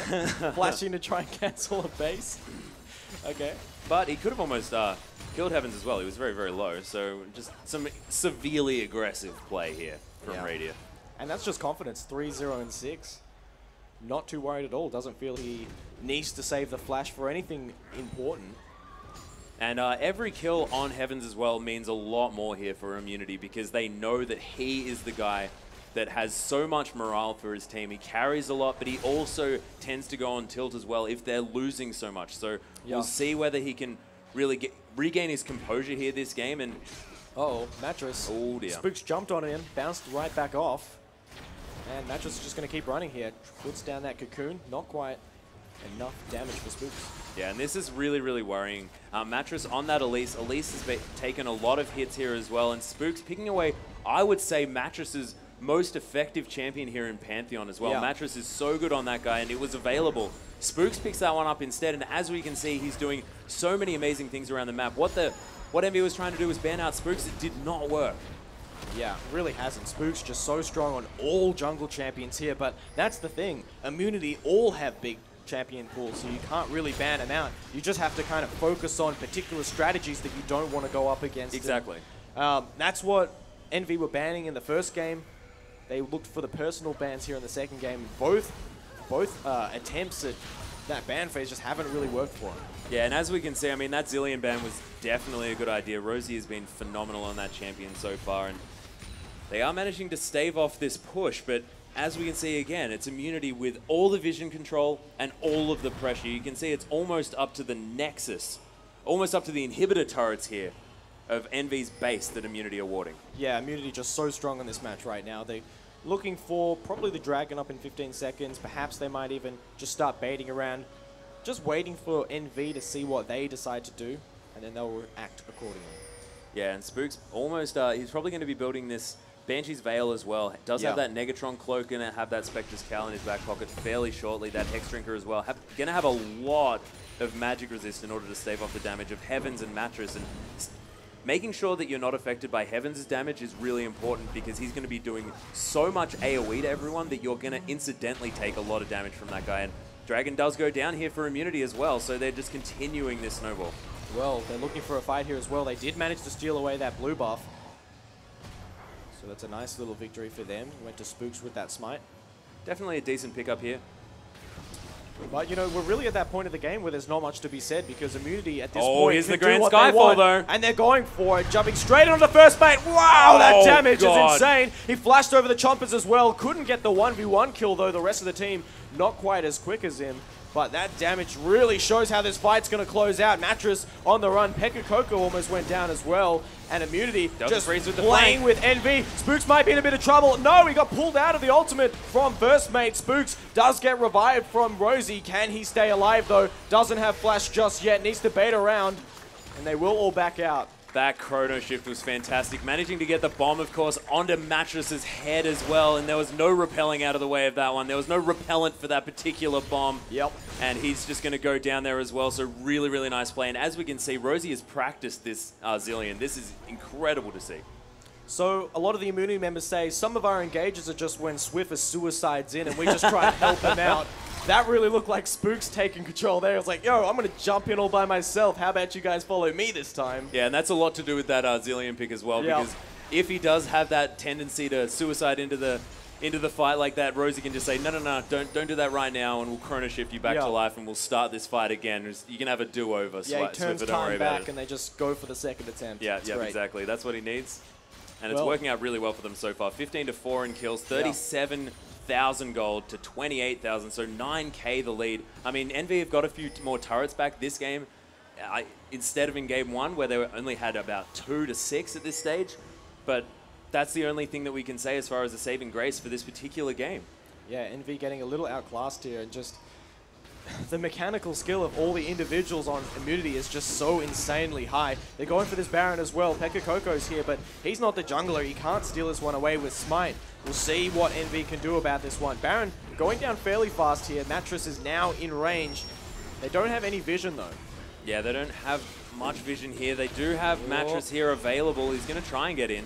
Well, Immunity actually backing off. A little bit surprised they went for that. Oh, Heavens flash flash forward. That's not what he wanted to do. He gets destroyed by Swiffer's ultimate right there. First mate in the background. Spooks looking for the solo kill. He will find it and will turn on the Mattress as well. Can he clean it up? 4 members for NV already dead. Mattress the only survivor, and Immunity are all at full health. Wow, That's calculated the ace. by Rosie. And Immunity are looking strong to take the base. Yeah, they are possibly going to be able to take this base, definitely an inhibitor and turret, and then move back for possibly taking that Baron while warding up everything on their way. 11,000 gold the lead, and that was just incredible play here by Immunity. They split into 2 lots, their backline decimating the front line, and chrono shift being used to tank a turret. Not bad at all. Rosie Spook synergy the best. Oh, yeah. And they will take that inhibitor as well. All of Envy has respawn. It's only 23 minutes, so the death timers aren't that long just yet. But that's a huge lead pull by Immunity. They might even go for this Baron or try and bait it out. We'll wait and see. Yeah, we'll see whether they decide to back and let those super creeps really start pushing down that lane and try and get some pressure there. That's what they did in game 1, and it worked out really well for them. They got a free Baron from that. They're going to clear out the jungle here on the side of NV and then possibly maneuver back. We can see Spooks is backing here, and they're going to pick up a lot of items because they just got a lot of gold. That was an ace and a turret and an inhibitor that they picked up. Yeah. Immunity doing a good job of making sure that they cover all their grounds on their way out as well, clearing those wards, as you said.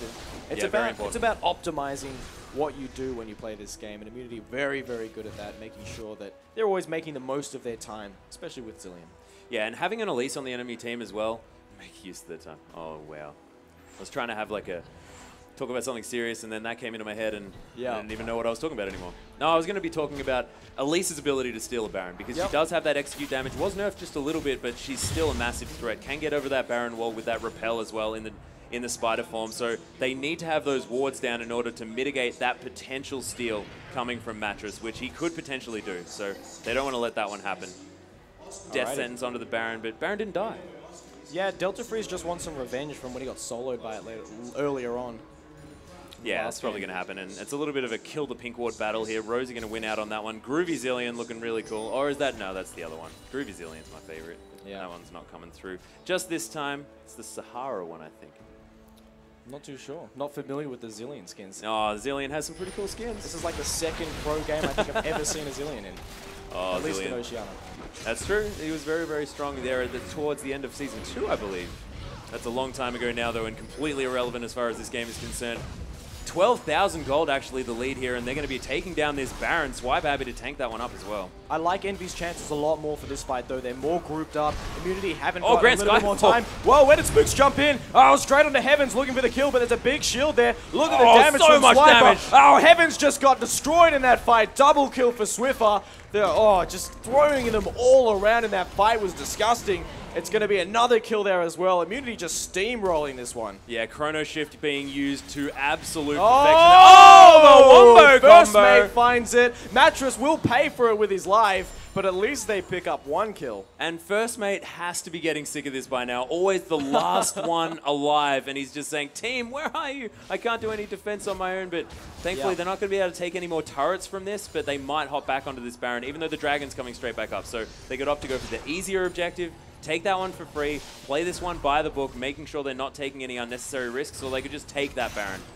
Or just back away. Who knows I would kind of like to see more from Immunity, though. They're so far ahead, and they're using that to basically just sit around Baron and crush Envy in team fights, but they're not pulling any more objectives off the back of it. I'd like to see them push themselves further to capitalize even more on the strength that they've already been able to build in this game by, baiting that Baron, perhaps crushing Envy like they have in the last two fights, and going back for the Baron or going back to a lane to push a tower.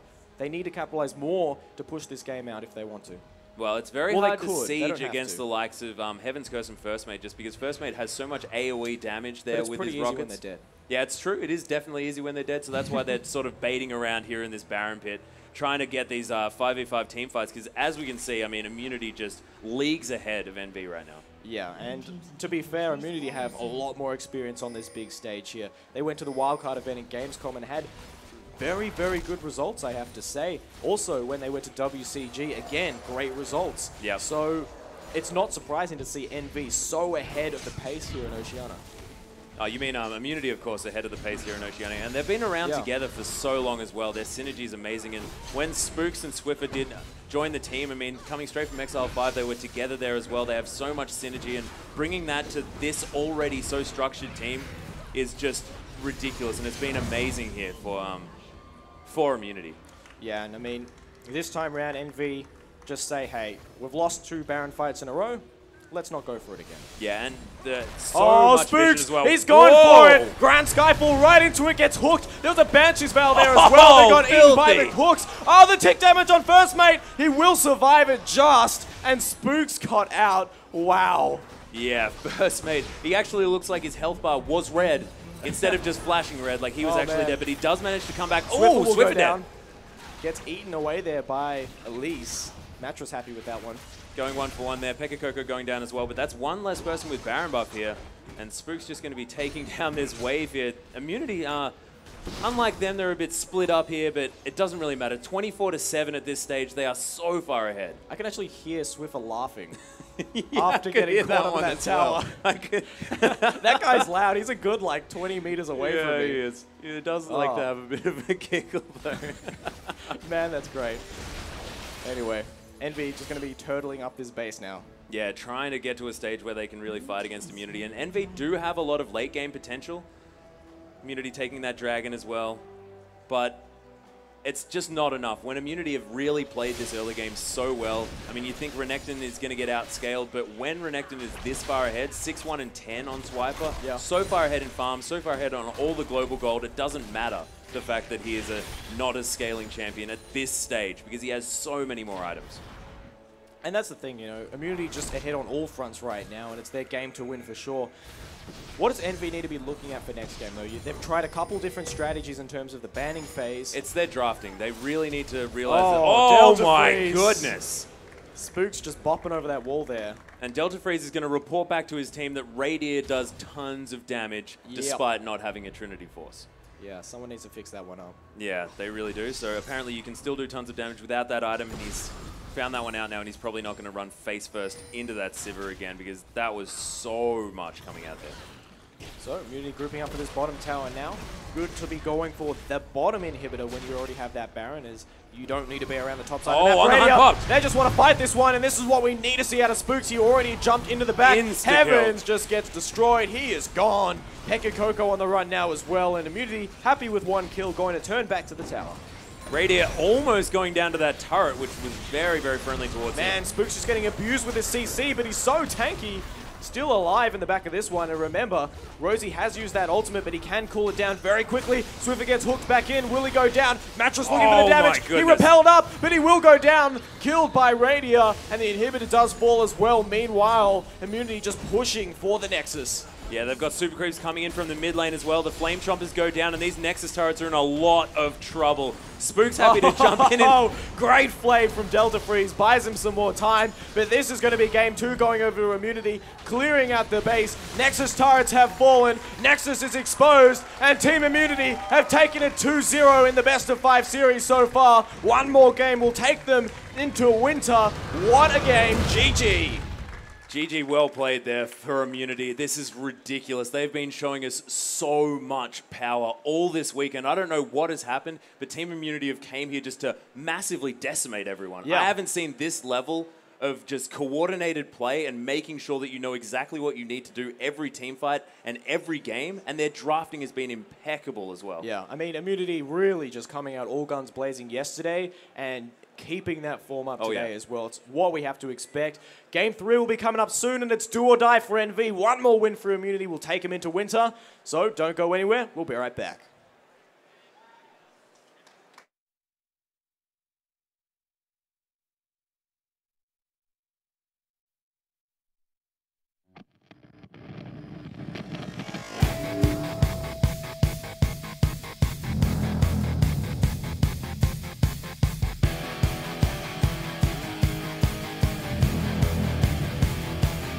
She's such a misfit, always ready to brawl. It's like her business, roughing up your friends. The law, there is no difference. If you believe you're strong, she's a bulldozer, making sure you're flat on the ground. She's like a boomerang that never gives up. She flies in circles so she hits you and you're bowed in the dust. So just remember this, when she's chasing you down, face first, you'll be thrown into the proving ground. She'll knock you out.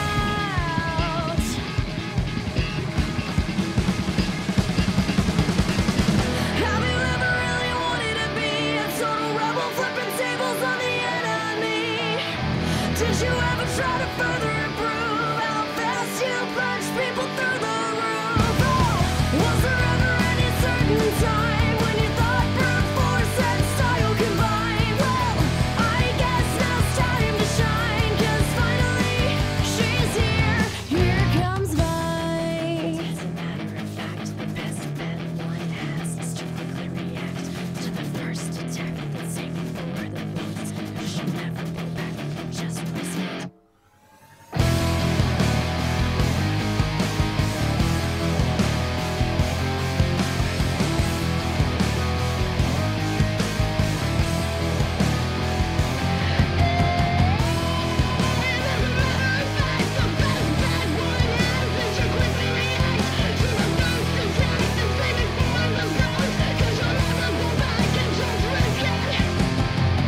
Have you ever really wanted to be a total rebel, flipping tables on the enemy?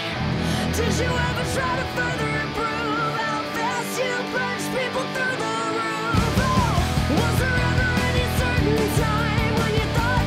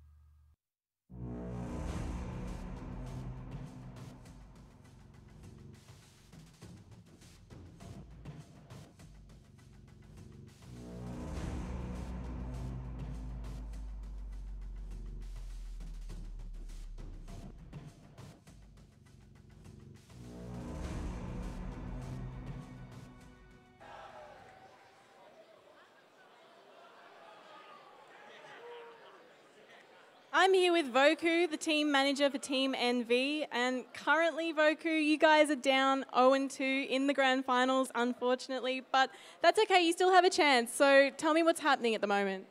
I have to give Immunity respect. Like, they've come in this, they're taking us seriously. They're not giving first mate Draven because, honestly, I reckon they're scared of it. Our drafting, we've been aiming Spooks. It could be better. But Immunity in general are just powerhouses. Their rotations, their early game through to late game is just perfectly well played, and we're just struggling here. Yeah, and what do you guys need to do? What do you need to do to pick it up for Game 3? I think the boys just need to get a clear head, focus on what we talked about, and just play and have fun. If they just rotate, make sure they call missings and ward, I think we have a chance in Game 3. There's always hope. And what do you guys need to do against such an early game aggression from Team Immunity that we just saw? Honestly, not give kills. Like, Pekka gave up 3 kills. It kind of put him way behind. So hopefully we can just fix that and get better. And how do you guys think that you're coping with a live crowd like this? What do you think? Is there any pressure? There was a bit of nerves on the first day, but I think the boys are over it. Like, I've told them it's just another game, and like, as long as they're having fun, it's an experience to take home with them because at the moment they are one of the top 2 teams in Australia and they deserve to be here. Yeah, definitely. All right, well, you guys still have a chance, so good luck in the next game, Game 3, and we'll be back in just a second.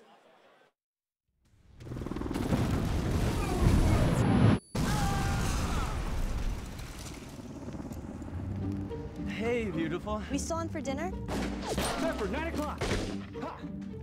9 o'clock, right? How about 8:30 at the vegan place? Actually, I'm in the mood for barbecue. Sounds good.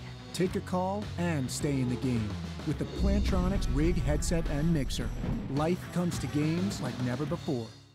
Welcome back here to the desk, and Game 3 is coming up. Team Immunity already up 2-0 in this series, and man, what an impressive best of 5 it has been so far. Yeah, well, it's looking to me like it's going to be 3 games because Immunity look unstoppable right now. It's Exactly. do or die time for NV. They really need to pull something out. Maybe change up their pick and ban phase because focusing Spooks did not work at all, as we heard from Voku just then. Yeah, and that's the thing, though.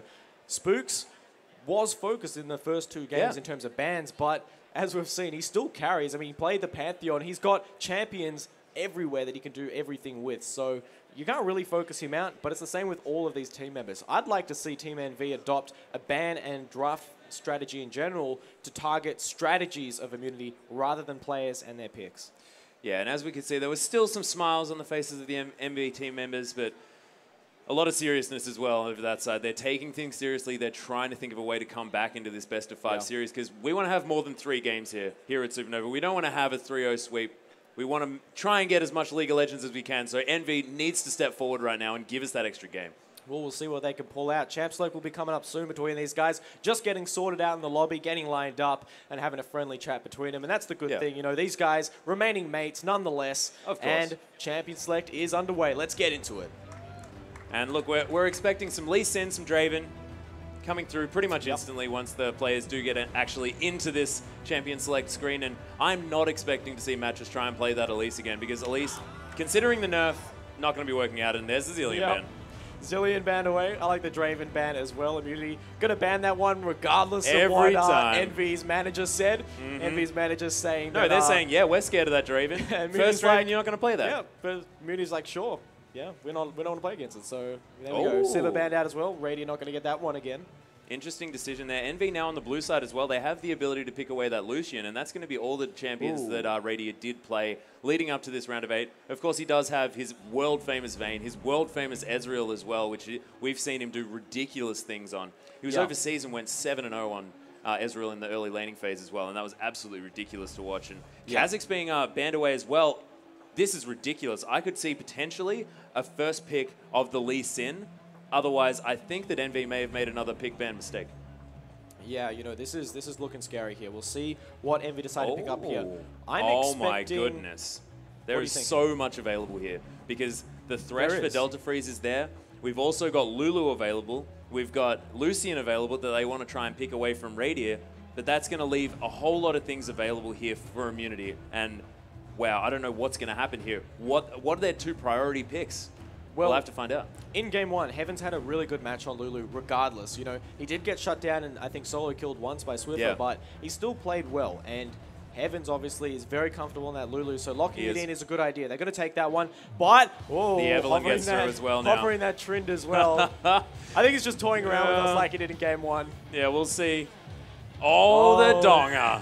Now that's a hover I like to look at. Yeah, well, we'll wait and see what he decides to lock in. But the Spooks pick up on Evelyn, that one's huge. Yep. This guy is one of the founding fathers of Evelyn here in Oceania. And as we saw yesterday as well, ridiculously well played, and those flanking ganks are amazing. Swiper getting on his Renekton again, and as we know, last game showed us he's just ridiculous. Yeah, so strong on that Renekton pick as well. You know, not quite as mobile in terms of roaming around the map as, say, Shyvana, but when it comes down to pushing that lane, no one does it better than Swiper on that Renekton. That's really true. And Mattress hovering over this Wukong. Pantheon's available, though, so I'd really like to see him go to that one. He performs really well on that champion. Having that early game aggression is really important here for NV because they want to try and get this game off on the right foot because when you give Immunity an inch, they take everything. Not a mile. They take light years. They take everything from you, so you cannot let them have that window. And Varus here as well. So that could be an interesting pickup. Yeah, lots of interesting hovers here. I don't feel the Varus would be a strong pickup because we would see Radier respond most likely with that Lucian. AD carries with dashing abilities like Ezreal, Vayne, Graves, for been locked instance, are all strong for that. So it is that Ezreal pickup. Oh, what's the Radier Vayne? Maybe. I want to wait and see. I don't want to get my hopes up. Yeah, sorry, I got a little bit fanboy there. One. I've got to come back into commentator mode, but Radier's Vayne is so impressive. Yeah, There's we'll his wait, Lucian. we'll Pretty wait. standard pickup there, but oh. So, Mattress at least, he's locked in that Wukong again. Hasn't been particularly strong for him over the regionals so far. So, what do you think is his reasoning behind that? Why does he keep going back to it? I'm not sure. It might be a comfort pick, something like that, but I don't necessarily like it all that much. Oh, Swiffer hovering over the Leona, going for the Leona Radier. Leona Lucian. I'm getting a little bit confused because Radier plays so much Lucian. I'm starting to think that the names are actually mixing together into the one person. Yeah, but Radier got his comfort AD carry, and he's going to be against Ezreal, and we saw him. He's still hovering right now, has the option for Vayne, and Vayne is still a really good pick against Ezreal. Actually considered sometimes to be a counter, but they're going to have the classic Thresh Lucian lane, which is just pretty standard. Yeah, and that's going to be strong as well. Also taking that Thresh away from Delta Freeze, which is always good to be doing. Yeah. Delta, very comfortable on Delta that champion. Thresh. Yep, Delta Thresh or the Freezy Thresh, I don't even know. But lots of options here. They need a top laner and they need a support or a mid laner if they want Lulu in that support role. So Yeah, we'll see they what can do everybody both. decide to pick up. And I like Lulu against Thresh as well as far as the support's concerned. He can death sentence in. If he flies at you, then he just gets whimsied and potentially killed, and he can't do anything at that stage because when you're a little kitten, you're not going to be able to be putting down any boxes or doing any flaying. So it's absolutely fun. Ooh, the Yasuo hover. This is exciting. So we haven't seen a Yasuo out of Team NV at all so far in the regionals, I No. believe. We saw it out of, Avant-Garde picked it up, yeah. Yeah, we saw it from Choo Choo's from Avant-Garde Ascension, but he's the only guy, I believe, who's picked it up. Not particularly sure if it was very successful for him. It was fantastically successful for Choo Choo's there. Played it in his final game, actually, against Your Soul Shell Chuffer in order to get into this round of 4. And here it is. Mundo being locked in for Pekka Coco as well. Yeah, and this is going to be an interesting lane here in the middle. We'll see what the mid-pick is for Swiffer. He's been leaving it to the last pick, his team giving him that luxury for the counter pick, being purple side. Lots of options available. Oh, dear. We'll see. He's going to hover a couple champs here. His options against a Yasuo would be to go for a stronger assassin, of course, or to go for a champion that's just going to farm for the late game. I don't think Viger's going to be that particular option, but I did like the Rise potentially because Yasuo, of course, does have to get into your face being that melee champion, so you can use that Rune Prison as he's coming at you in order to stop him there in his tracks. And Rise scaling so well can make up for the fact that they have a lot of early pressure here. Riven does fairly well against Yasuo as well, but we'll see what he decides to go with. Rosie's hovering over a lot of different things, so they're trying to make up their mind as far as what they want. Rosie's like, you'll play what I pick for Kayle. you. Oh, they lock it in as well. So this will be an interesting mid lane. And Kayle, the only ranged champion in the game who can actually auto-attack a Yasuo through the wall. Yeah, well, it's because it's considered not actually a It's not a ranged projectile. attack because it's a melee attack. Well, it's ranged, but it's not a projectile. It's true. It's definitely true.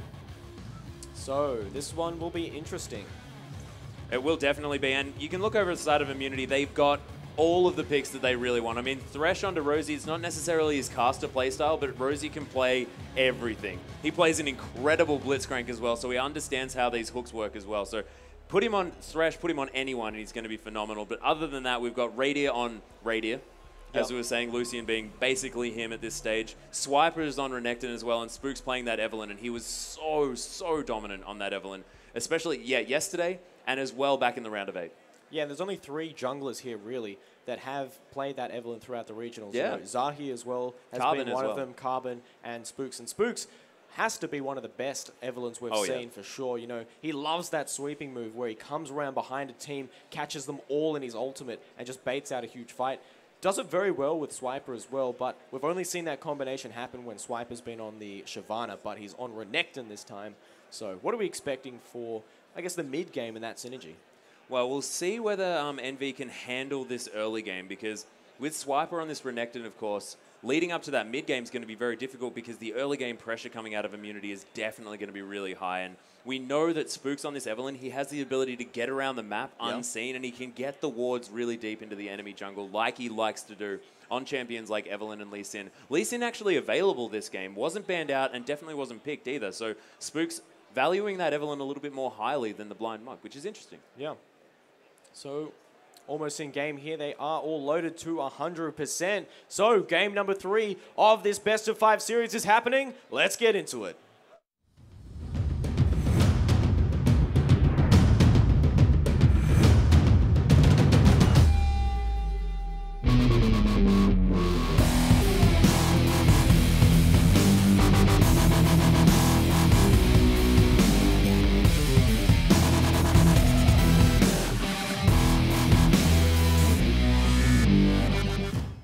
To the Rift here for game number 3. So, if you're a fan of NV and you want to see him make a comeback, make some noise for him. Let them hear you. So, support growing for Team NV. Oh, the hook actually landing on Delta Freeze. Delta Freeze is going to explode, and First Blood already going to Swiper.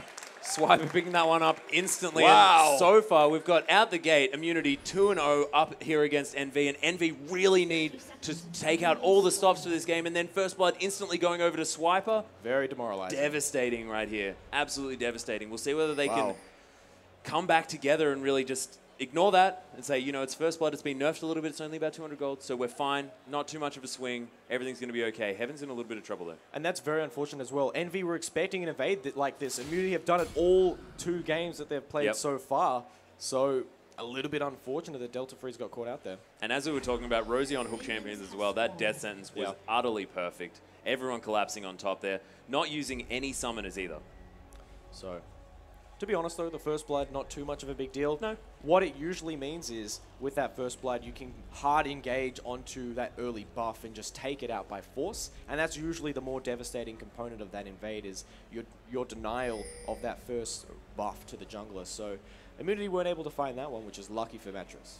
Yeah, but Swiper already on this Renekton, picking up that First Blood gold as well, so going to be able to pick up a few more items a bit earlier here and put the pressure down on Pekka Coco, who's on that Mundo. And as far as that matchup turns out, I mean, Mundo's going to be stronger in the late game because Mundo gets to that point where he's unkillable. He's got that masochism there, and he can use that in order to heal back up a whole bunch of his health and just be unkillable. Swiper's taken a lot of damage, possibly from that red buff when he was helping take that one to Spooks, but he's going to be able to queue back that, and it's got a lot of sustain on that one as well. So what I'd like to see from Spooks this game is some strong engages in the jungle onto Mattress. I want to see him counter jungling and really pushing himself to build early leads. I mean, we've seen Mattress struggle in the early game on the Wukong. I'm still a little bit surprised he keeps going back to that pick, and Spooks is going to know this, and he's going to try and capitalize. Flay so much missing aggression in that bottom lane from Rosie, but First Mate's still getting chunked. Oh! Hook on a Delta Freeze. Flay will be up in a moment as well. Can they capitalize even more? Delta taken so low, almost going down. Nice glitter lance there, and that was Immunity hitting level 2 early there, and as soon as that Flay comes in, as well as that Relentless Pursuit coming out of Radier as well, on top of the Piercing Light and the Death Sentence already available, they're it means that they have so much more that they can use in order to push their advantage in that lane. Yeah. And that was just a fantastic go button. They saw that they were, once they were going to hit that creep, that's when they go really aggressive. And this is what Spooks needed to do. Go for these early engages, capitalize on the fact that Oh, wow, Mattress Heaven's behind. going so well. Oh, Mattress, whoa, just going for Swiffer, and they find it. Wow, nice job there. Mattress gets counter jungle, just moves straight back to the lane and finds a kill, so that worked out lovely for him. Unfortunately, Swiffer didn't have as many pots as Heavens did, so as that Ignite was ticking down, nothing to come back in as far as the health regen was concerned, and he does go down. Nice trade there. Oh, nice job from Spooks, waiting around for Mattress, keeping the pressure on. He's not finding kills, but all of this time, Mattress is getting denied that experience, and he's unable to farm his jungle. Yeah, he is, and 20 CS actually on... Oh, wow, the Pekka flash Coco forward. will go down to the Ignite.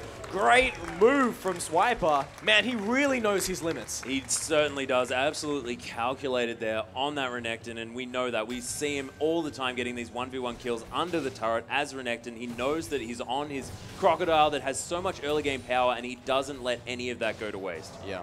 So I'm interested in this bottom lane here. Rosie darting around these bushes.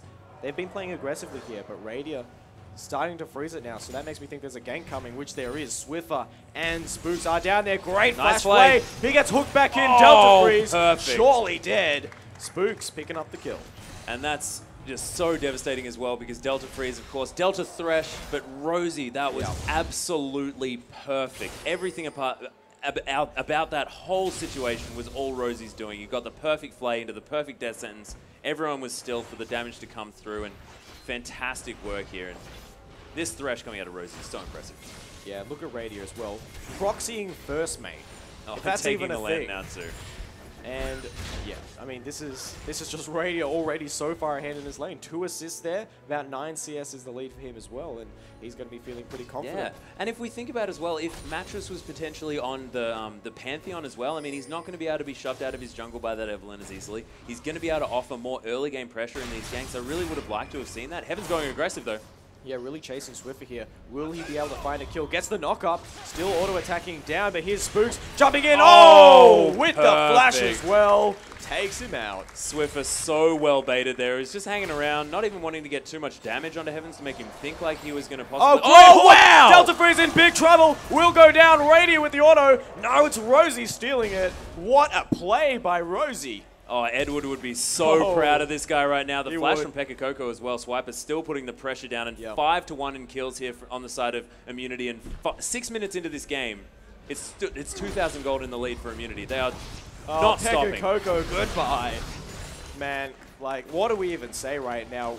Swiper's Renekton, that's all we say. Immunity just all over the map. Spooks is everywhere he needs to be. Mattress just can't keep up. As we can see, he's trying to take out Spooks. Doesn't really have the damage. They're going to try and dive him. He's already used that there's clone. the Dominus. Dominus has popped. Swiper's taken the turret, and they pick up another kill. That is just tragic for Team NV. 1-7 at the 6.5 minute mark. Absolutely amazing, and really well played there by Spooks as well. He made sure he didn't put out any of those. Another hook on a Delta hook. Freeze. Swiffer has Swiper rather has come around. No, they're going to lantern him out. Not going to find any more kills.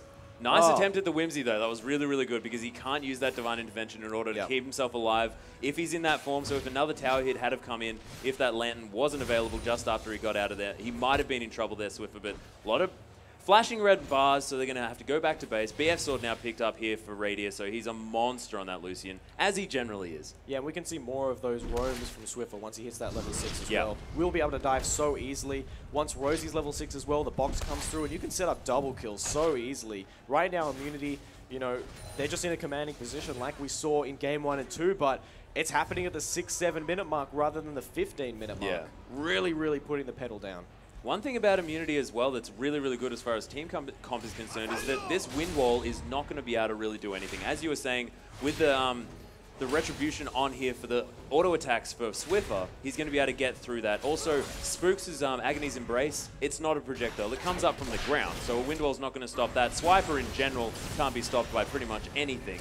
So really, really good pickup of this mid-champion here from Swiffer. Not going to be mitigated by that ability. But hey, it's always cool when you see a wind wall block completely the plus culling his from voice Radiant. is really cool when it comes through. Yeah, so he's got that going for him, which is nice. Yeah. And top tower going to go down here. Swiper taking that very early. Picking Is Coco two and people Mattress enough? going for it. Swiper might fall here. He's looking for a turn kill. Won't find it. Mattress escapes. Yeah, Cyclone coming in here for Mattress finally manages to hit level 6, and that does a lot of damage. So we saw the fact that Swiper just got melted down. He only has that Tiamat as well, so going for a real carry-based build so far. Possibly going to try and go for a Sunfire Cape here, trying to get a little bit tanky, but I think he thought it was a little bit tanky than he actually is. So Spooks down here as well into this bottom lane.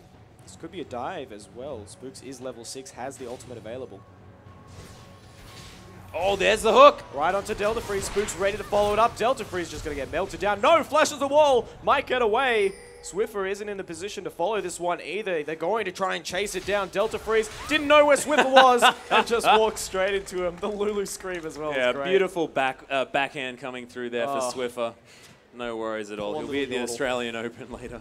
Yeah, we'll see him later on. Absolutely fine. Oh, early next year. First mate getting caught. That's the first hook we've seen miss. Yep. Rosie not good enough. Pekka Coco popping that ultimate. He's in big trouble. Great flay, just catching him on the edge there, just on the side of that hitbox. Rosie is incredible. I cannot say this enough. And Heaven's finally coming down. We've got 3 versus 2 here. First mate very, very low. The flash out. Radio flashing needs to get away from Heaven's Curse. Great box. Oh, there's the lantern as well. Wow, the synergy for IM right here is fantastic, covering all of their grounds. Yeah, troll face Rosie just getting everyone out of trouble. And here's Swiffer. Oh, no. Heavens is in trouble. Can they take him out? Spooks is out of mana, so they won't. Oh, it's True Barrage. Hook for Rosie. Oh, didn't follow it. Man, I would have loved to see Rosie go in there. Yeah, no, he's not going to do it, though, because he's intelligent. Yeah, and that's why I'm not challenging. Yeah, me too. Don't worry, I would have gone in. I would have gone in. Swiper taking out another tower here as well. 9 kills at the 10-minute mark is fantastic for Immunity. Yeah, and they're just plowing through this game. Another tower going down as well, and seems to me that the NV that we saw yesterday that were really fighting for these games is the morale just isn't there for this particular game anyway, because Immunity, you have to admit, have been ridiculously strong in this whole best-of-5 series. And that's the thing as well. It is demoralizing when you lose the first 2 games in this series because... especially in the fashion that they did. And you got to win 3 in a row then to come back. And that is just hard stuff for any team. But, you know, at least they're putting up a decent show here. Heavens has had some good rotations as well down that bottom lane. Blocking nice that Reckoning, which is good. Swiffer now caught between these 2 towers, going to walk back. Actually, Swiper's fighting here with Pekka Coco, finds the kill as well. Mattress wasn't enough to help out his teammate there, and now Mattress might even be in trouble as well. Does manage to escape Swiper, though. Heavens taking a bit of punishment here from Swiffer. Yeah, unfortunately, wow, he's actually proxying the mid lane. Where's Spooks? He's coming around from behind, found Mattress, won't find the kill though. Man, Heavens Spooks is having to run away as well, so Immunity have forgotten which base is theirs, I think, so they're coming from the enemy base now in order to try and take down NV. First mate's now in trouble. Nice rotation here from Immunity. Oh no, he's walking straight into Spooks. Takes a lot of damage, but they're not going to be able to take him out. Spooks actually taking a lot of damage now as well. Needs to run back. Delta Freeze, he's so squishy, gets taken out. Spooks survives as well. That's 2 more kills there for Immunity. Oh, there's a Descent! Right onto first mate, Radiant for the follow-up. Piercing Light came through, not enough to fight it just yet. Pekka Coco lands a cleaver, but here's Swiffer. First mate needs to run, gets out with the blink, but it's not quite enough just yet. Pekka taking a lot of damage. Swiper with the stun. Pekka gets out. Mattress isn't so lucky and gets taken out by Swiffer. Yeah, and the culling used there as well. Everyone's so low on the side of NV, and Immunity just rotating around this map incredibly well, and also with just so much confidence. They are behind everyone's turrets. They have no fear at all this matchup, and it shows. 8,000 gold in the lead already, 3 turrets to 0. Haven't even been focusing on this dragon at all, really. It's unbelievable. It's coming up again in a minute and a half, and we'll see whether they decide to take that one out, but 3-0-5 here for Spooks. Amazing on this Evelyn. And at the end of the day, this is now over 1 kill per minute for Immunity. Yeah. That's just intense. That is so intense. And when we look back at the round of 8, you know, we were seeing some very low kill games, you know. We were. We would constantly get to about 20, 25 minutes and see maybe 1 or 2 kills. But Swiffer's in a bit of trouble. Nice combo from Heavens. There's the ultimate, though, from Swiffer, the intervention, saving his life. Flushes back, and Spooks is there in time for the kill. And takes the lantern, gets the shield and the ignite. Not enough to finish him off as well. Rosie again coming in for the amazing save. As we saw before, actually tried to get Spooks out there, and Spooks not trusting him enough. Really, in order to get that lantern, just flashes instead, but he's just been so amazing, Rosie has, and I'm going to stop talking about him because it's probably starting to get old at this point. Bilgewater Cutlass being built up here for Spooks, so possibly looking for a Blade of the Ruined King on that Evelyn. maybe even a Hextech Gunblade. I'd is like my to see the personal Hextech favorite item. Gunblade, actually. I mean, we do actually see Evelyn's building a lot more toward the AD side now, simply because those auto attacks are so strong, and the Q does get a bit of AD scaling, but we'll wait and see. Yeah, Q and E now being physical as well, scaling with that AD as well. So we'll see whether that happens. And Spellvamp is also fantastic. Well, Heaven's that going for Evelyn. Swiper. Oh, no, he missed his dash. That is going to cost him his life here as he tries to melt down Heavens. Ignite on Heavens. Will it take him out? One more? No, just survives it. Yeah, calculated. All planned there from Heavens. Oh, man. True Shot Barrage going to be able to take down all of those creeps, stop the push here in the bottom lane as well. Take down a bit of their health as well. Double creep is going to be farmed up, though. And next couple of waves will probably be enough for Immunity to take that bottom tower. Yep, 9,000 gold now the lead here at 13 minutes into this game. Probably the largest lead at this stage that we've seen so far within the round of 8 and round of 4. Oh, Descends again. Yeah, that's not a very tanky Mundo at this stage in the game. There, Delta Freeze. Oh no, you're out of position as well. Needs to run back. Spook's going to grab that Lantern to Mattress. Unable to engage here simply because A, he doesn't have ultimate, and B, his team is just going to explode if he went in. Yeah, and as we can see, 50 to 100 CS in that top lane. That's definitely some beautiful numbers there to say that, yes, Swiper is double the CS of Pekka Coco. I can do that mathematics place. I'm pretty good at it. Yeah, those gold totals as well is just Oh, yeah. disgusting. Absolutely Swiffer filthy. going Oh, in the wow, front. here we are. Nice intervention. Heavens into the back lane. Flushed away from Radia. Can't take him out. Windwall as well. But the Oh, culling the just culling. destroying Delta Freeze. That was great. Hook from Rosie missed as well, but Swiffer found the kill for him. Aggressive IM Oh, running. wow. Radia goes down, and it's a double kill for First Mate. A little bit of an overextended dive there on the side of Immunity. They're not quite as immune as they think that they are. First Mate picking up a double kill. Pretty nice work. Oh, man. They're doing pretty well, though. 7 in the 5. Yeah, Fantastic I'd work be from Immunity. confused. And of course, Swift is probably more immune than anyone else. Pekka Coco slowly running, taking a lot of damage from Swiffer, trying to bait here. Mattress, can they find it? Swiffer goes down. Rosie might follow. He's trying to fight. Oh, the flash! Onto ultimate. That was beautiful. Rosie gets out. What has Rosie done today? His mechanics are incredible. Putting that box down, making sure it's enough damage to take down Mattress, and then the perfect flash away, and he gets away with his life as well. Swiper going to take down this dragon for free. Very nice play there. Oh, man. Swiper's just going to do this dragon. This game is awesome. Yeah, it is definitely an eventful place. Oh, But man. there is no doubt in my mind that Immunity are in the lead at this point. I can have a look at the gold totals and the kills, and I can tell that, yes, they're in the lead. So, Swiffer's built a Nash's Tooth here, which is nice. Going for that attack speed, which is always more interesting. I mean, we saw a lot of Kayle play when she was being picked up in North America and Korea, where they were just going full damage. You know, Death Cap, Void Staff, Lichbane, just going to one-shot someone with the Q auto attack combination. First Mate, a lot of aggression. Oh, wow, Flashing forward. flashes. Rady might be in trouble. No. Land Highway. Land Highway's out. Yep. No tolls on that one. He's going to be able to get out just fine. Yeah. Apart from, you know, the majority of his health. Yeah. Well, it's so sad when you see that happen as well. I mean, Lantern is just so strong at saving teammates, and Rosie is always in the right position as well. This guy is so Swiffer being good caught at a little looking bit after here. his The team. intervention is Nicely done. Swiffer going to take a fair bit of Oh, damage. the though. Descends! Heavens is going for it. He's almost found it. Wild Growth is enough, and they find the kill. First Mate picks it up. Spook's on the run. He survived! How did he get out of that one alive? Swiper's going to be taken down as Amazing well. fight for Envy. Envy pick up 2 kills. 2 for nothing on the side of MV when they are this far behind. That is an incredible team fight, and Immunity need to get back into the driver's seat here because they've got a little bit lax. They've realized, oh yeah, we're so in the head. We're so ahead that we can do anything that we want. That is not true. Envy is still a professional team here in Oceania, and you cannot give them windows like that. They're going to be able to take the mid turret here, and that is going to be a massive morale boost in order for them to try and get back into this game. Yeah, great wind wall as well, and that's what we're talking about, blocking that culling. It's awesome to see. Really, really nice work. So 18-8 is the score here in the favor of Immunity. That was the first tower as well for Team NV. Yeah, and I actually really like Swiffer's build, though. Even though he did go down really early in that fight there, the Divine Intervention, not quite enough to save his life, and he was a bit out of position. But Nashor's Tooth into Lichbane has been what people have generally been building. Yeah. But it looks to me like he's going Nashor's Tooth into the Leandry's Torment as well. And because you do double damage with that when they're slowed or impaired in any way, so you can get your Q down and get tons of damage with each auto attack, which is imbued with that extra passive there with the % health burn on the side of the Leandry. So really, really nice pickup, and sort of making up for the fact that Lichbane was nerfed, which was just the most common second item there on the Kayle. I really love the itemization from Swiffer as well. You know, usually we would see a more burst damage Kale coming out because she wants to swoop into the fight, do Yeah. a bunch of damage, jump out really quick, but Swiffer is so far ahead here, he can just sit in that fight and just keep battling, throwing those auto attacks down. So he's just going to get that attack speed, like you said, get the Leandrides as well, and so over a longer fight, he's going to have significantly more damage. Yeah, way more sustained DPS, definitely. Yeah. So we'll see. We'll see if that works out for him. So far, these fights have been fairly quick. Nice Immunity. spooks. There's Flank. spooks from the side. That's how he likes to engage his fight. As fights as Evelyn. Not going to be the fight though for Immunity. They will all back off. Got a little bit antsy there, but there we go. There's the Mattress Cyclone. engages it. Beautiful combination from NV. Isn't enough to win out the fight though. Immunity still strong. Heavens will go down. Swiffer finds that kill. Spooks needs to run back now as well.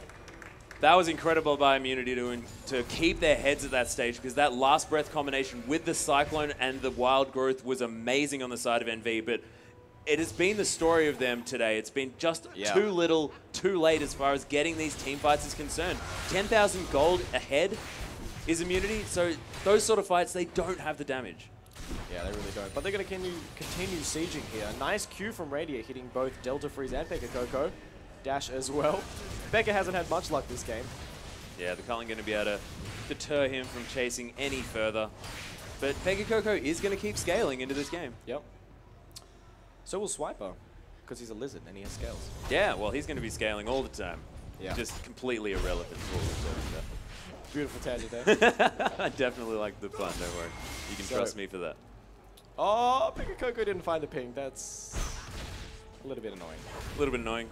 Kind of hate that when they But this is the walk thing. actually through the brush. You don't see it. This is why ping quads are so good though, because people just don't walk through bushes. You know, you don't think about it. Yep.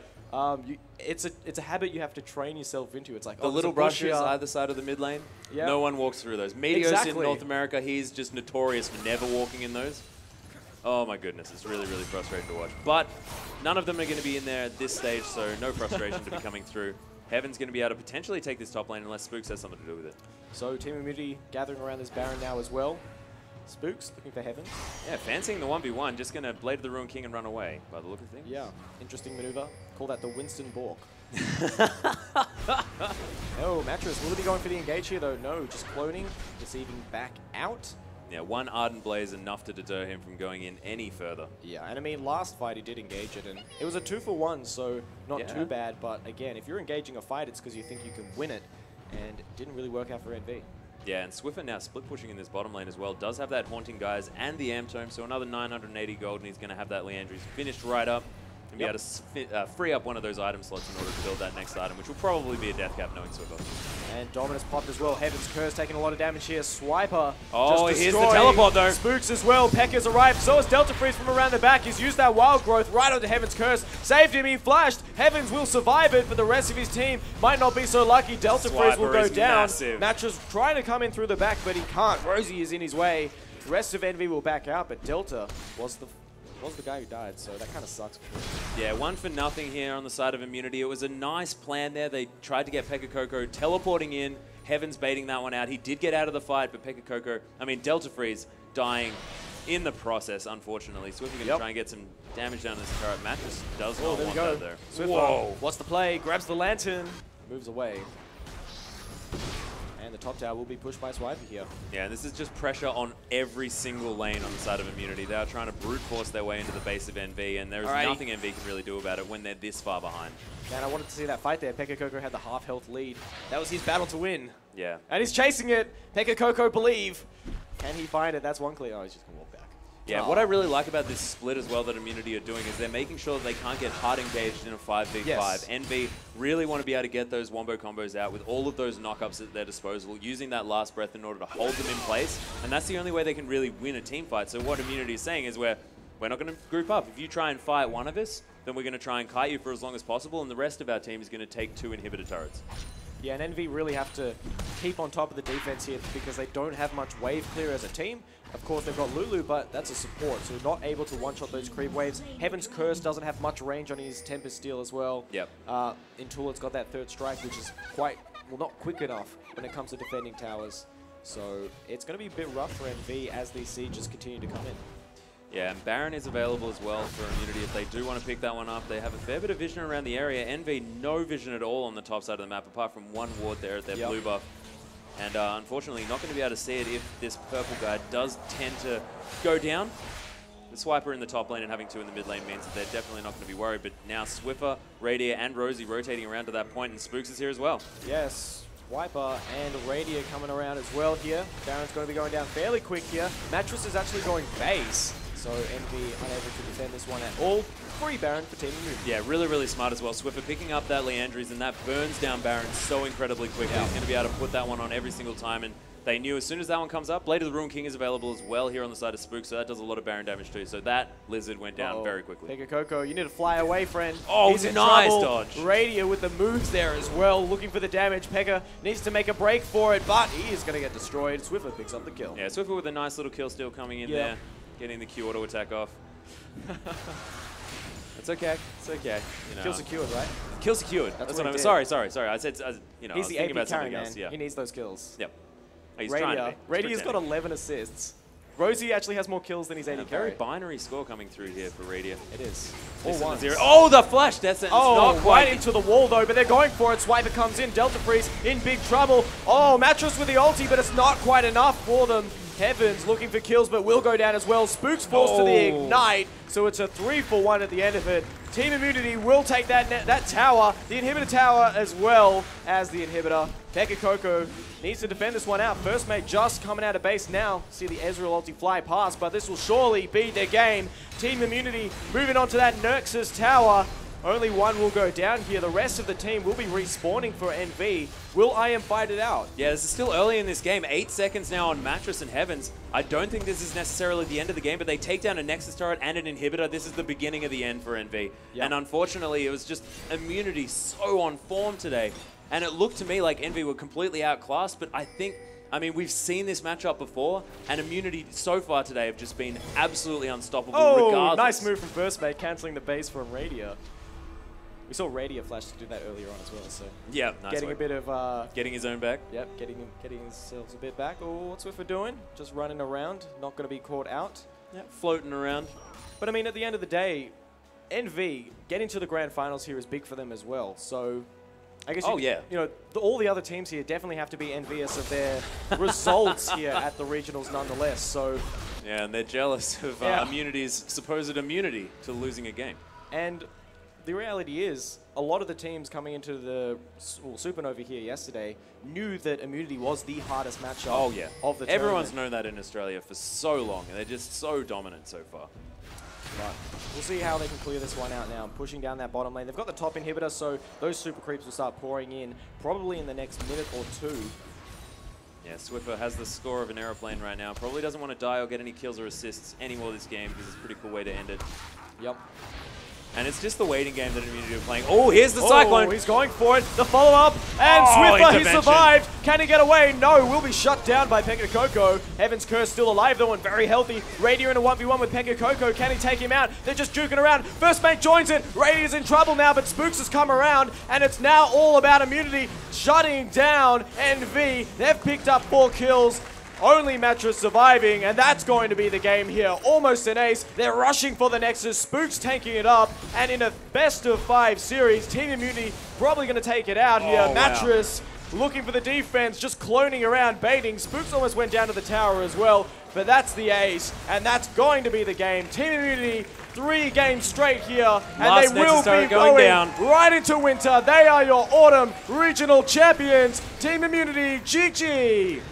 That was incredible. Immunity now the champions here, going straight into winter, and what a dominating performance by those guys. I don't think I saw them do anything wrong until halfway through that game, but at that stage, they had a 9,000 gold lead. They weren't going to lose that game. Yeah, and you know they're having fun too. They we were. can hear Swiffer just having laughing, a giggle, yeah. laughing as he plays around with the intervention there. Look at the relief on their face as well. They've all defended their titles as champions, and great result for Team Immunity. And nonetheless, for Team NV, great result for them as well. They made it all the way to the grand finals They here. did. And the regionals was a very long event. There was a month in February of qualifications, a month in March of the round of 8 group stages, and then it led us here in April. So it's been a very long run for all of these guys. Yeah, it's been an absolutely fantastic series. But let's go to the awards ceremony. Let's see our players, and congratulations to Team Immunity.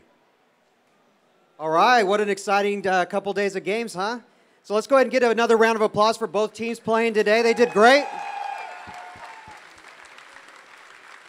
So a couple quick thanks. We'd like to thank Plantronics, who's been a really great sponsor and partner for us.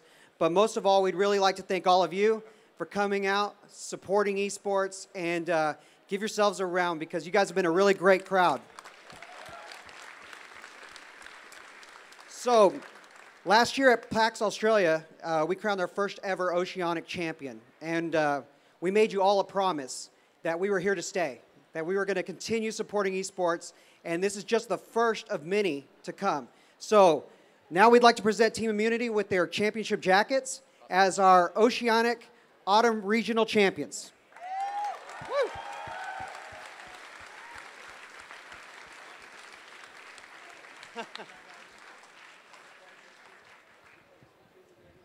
Winter is coming.